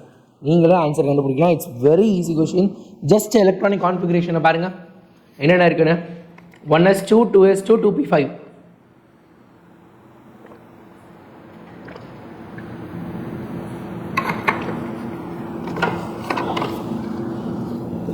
அடுத்து என்ன இருக்கு? 1s2 2s2 2p3 இருக்கு. அடுத்து 1s2 2s2 2p6 3s1 இருக்கு. அடுத்து 1s2 2s2 2p5 இருக்கு. அவுட்டர் மோஸ்ட்ல என்னென்னலாம் இருக்கு? வேலன்ஸ் ஷெல்ல செக் பண்ணீங்கனாலே போதும். ஃபர்ஸ்ட் ஒன்ல வேலன்ஸ் ஷெல் என்னது? செகண்ட் ஆர்பிட்டால் தான். 2s2 2p5. 2p5 மட்டும் பார்த்துக்கோங்க. 2p5 2p3 cல 3s1 அதுக்கப்புறம் பார்த்தீங்க அப்படின்னா 2p6. lowest ionization enthalpy யாருக்கு இருக்குன்னு கேட்டிருக்காங்க. ரைட்டா? so first we will check இந்த ஆப்ஷன் பாருங்க. 2p6 2p6ங்கிறது completely filled. p ஆர்பிட்டால்ல 6 electron இருக்கு. 6 எலக்ட்ரான் தாராளமாக சூப்பராக வச்சிருக்காங்க. பட் 2p6ல போய் நம்ம எலக்ட்ரானை எடுக்கிறது ரொம்ப கஷ்டம். அதிகமான எனர்ஜி வேணும். ஸோ ஆப்ஷன் பி வராது. நெக்ஸ்ட் பாருங்க, 2p3 இருக்கு which is half filled. இது fully filled.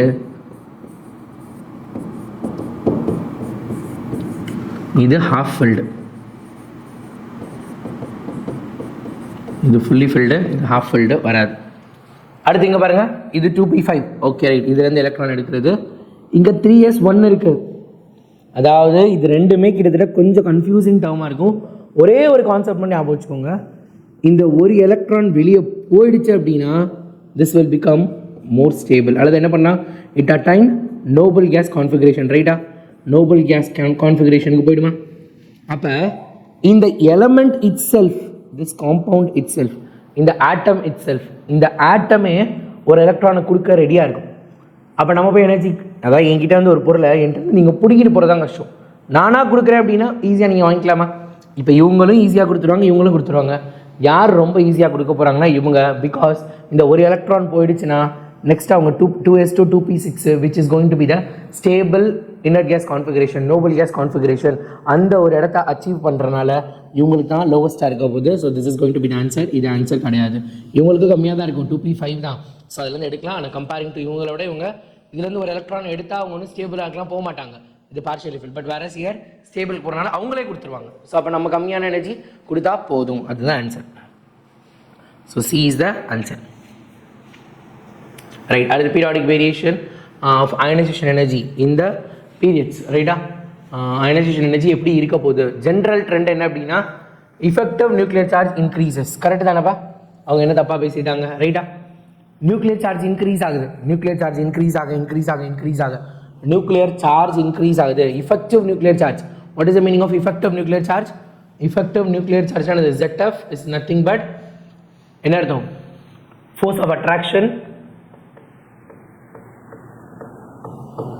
force of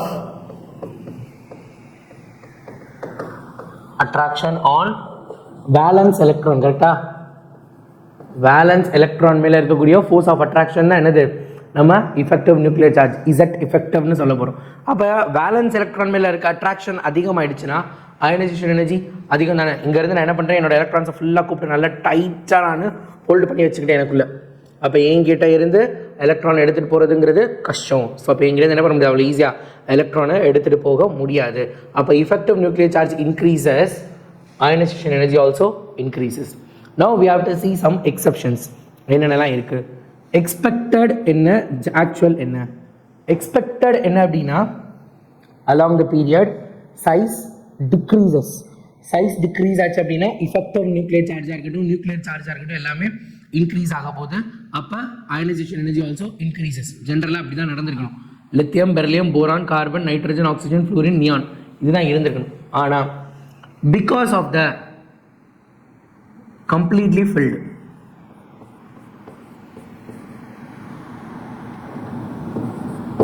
completely filled and half filled configuration.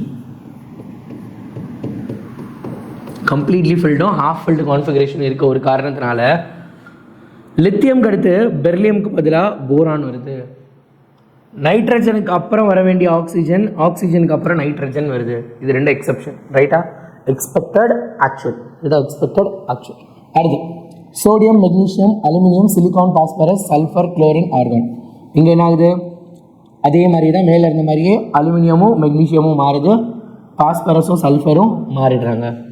அடுத்து பாருங்க, potassium, calcium, gallium, germanium, arsenic, silicon, boron, bromine, krypton. இங்கே என்னது? கேலியமும் கால்சியமும் மாறுறாங்க, சிலிகானும் செலினியமும் ஆர்சனிக்கும் செலினியமும் சேஞ்ச் ஆகிறாங்க. ரைட்டா? These are little bit changes. மீதி எல்லாம் பாருங்க, அதாவது second period, third period, fourth period, இந்த மூணுல மட்டும்தான் என்ன அப்படின்னா in this three only we are experiencing the irregular trend. Irregular trend period number 2, period number 3 and period number 4. Whereas in 5 and 6 general trend என்னவோ regular trend என்னவோ அந்த trend அப்படியே as it is இருக்கு, அதில் எந்த சேஞ்சஸ் இல்லை. along the period size decreases. so size decrease ஆச்சு அப்படின்னா ionization energy also increases. அதே மாதிரி இங்கே என்ன ஆகுது? increase ஆகுது, ரைட்? ஸோ இதில் எந்த ப்ராப்ளம் இல்லை. this is for representative elements. who are the representative elements? S block and P block is the representative elements. அதுக்கு ரீசன் தான் கொடுத்துருக்காங்க, நான் முன்னாடியே சொல்லிட்டேன், ஃபுல்லி ஃபில்டு அதுக்கப்புறம் half filled is the reason. So இதுக்கு காரணம் என்ன அப்படின்னா அலுமினியம் அண்ட் கேலியம்க்கு புவர் ஷீல்டிங் எஃபெக்ட். நேற்று நம்ம, அதாவது இன்னைக்கு நம்ம ஃபர்ஸ்ட் கிளாஸோட ஸ்டார்டிங்லேயே நம்ம பார்த்தோம் ஸ்க்ரீனிங் எஃபெக்ட் அப்படின்னு. ஸோ புவர் ஷீல்டிங் எஃபெக்ட், அதுக்கப்புறம் லாந்தராய்ட் கான்ட்ராக்ஷன், இது எல்லாமே நம்ம பார்த்துட்டோம், ரைட்டா? அந்த ரீசன் தான் இதுக்கு காரணம். So periodic variation for D block elements running பீரியடில் பொறுத்தவரைக்கும் ஜென்ரல் ட்ரெண்ட் என்ன அப்படின்னா there is a slight increase due to increase in effective nuclear charge value, but trend is not regular. Trend ரெகுலராகவே கிடையாது. சடன் ஜம்ப், காப்பர்ல இருந்து ஜிங்க்குக்கு பார்த்தீங்க அப்படின்னா சடனாக என்ன பண்ணுது? அயனைசேஷன் எனர்ஜி ஜம்ப் ஆகுது. அடுத்து சில்வர்ல இருந்து கேட்மியம், கோல்டுல இருந்து மெர்க்குரி. இது எல்லாத்துக்கும் காரணம் ஒன்றும் பெரிய வேற ரீசன்லாம் இல்லை. They're all completely filled. 3D 10 series உங்க எல்லாருக்குமே 3D டியில் 10 இருக்க போகிறாங்க. இங்கே பாருங்க, ஸ்லோவாக இன்க்ரீஸ் ஆகிட்டே இருக்கு. அங்கே பாருங்க 656 இருக்குது, அடுத்து திருப்பி 650 குறையுது, திருப்பி 53, 717, அதுக்கப்புறம் 62, திருப்பி குறைஞ்சிருச்சு 58, திருப்பி குறைஞ்சிருச்சு 36, அடுத்து கூடி இருக்கு 45, சடனாக ரொம்ப அதிகமாகிடுச்சு. ஸோ இந்த மாதிரியான ரீசன்ஸ் எல்லாம் இருக்க போது, கொஞ்சம் கொஞ்சம் சேஞ்ச் ஆகிட்டே இருக்க போது. ஸோ அதை மட்டும் நம்ம பார்த்துக்கலாம், ரைட்டா? So the graph will be like this, up and down. It's going to be like this.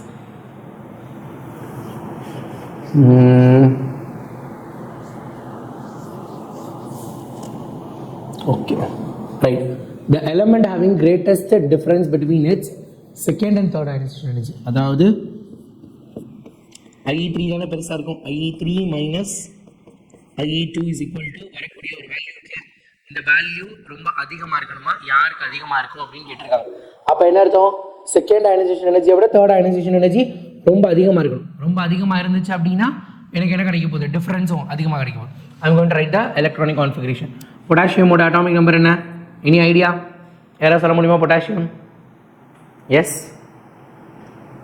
Sodium potassium வரும். Potassium is 19, 1s2, 2s2. இதில் எழுதுனா தெரியுதா? 1s2, 2s2, 2p6, 3s2, 3p6, 10, 18, 4s1. sodium atomic number is 11. எழுதுறதுல கீழே எழுதுனா இன்னும் கொஞ்சம் ஈஸியாக கிளியராக தெரியும்ல, ரைட்? Potassium is 19. அதோட எலக்ட்ரானிக் கான்ஃபிகரேஷன் என்ன அப்படின்னா 1s2, 1s2, 2s2, 2p6, 3s2, 3p6, 4s2. ரைட்டா? சோடியமோட அட்டாமிக் நம்பர் என்ன? 11. 1s2, 2s2, 2p6, 3s1. ஓகேவா? லித்தியம் அட்டாமிக் நம்பர் என்னது?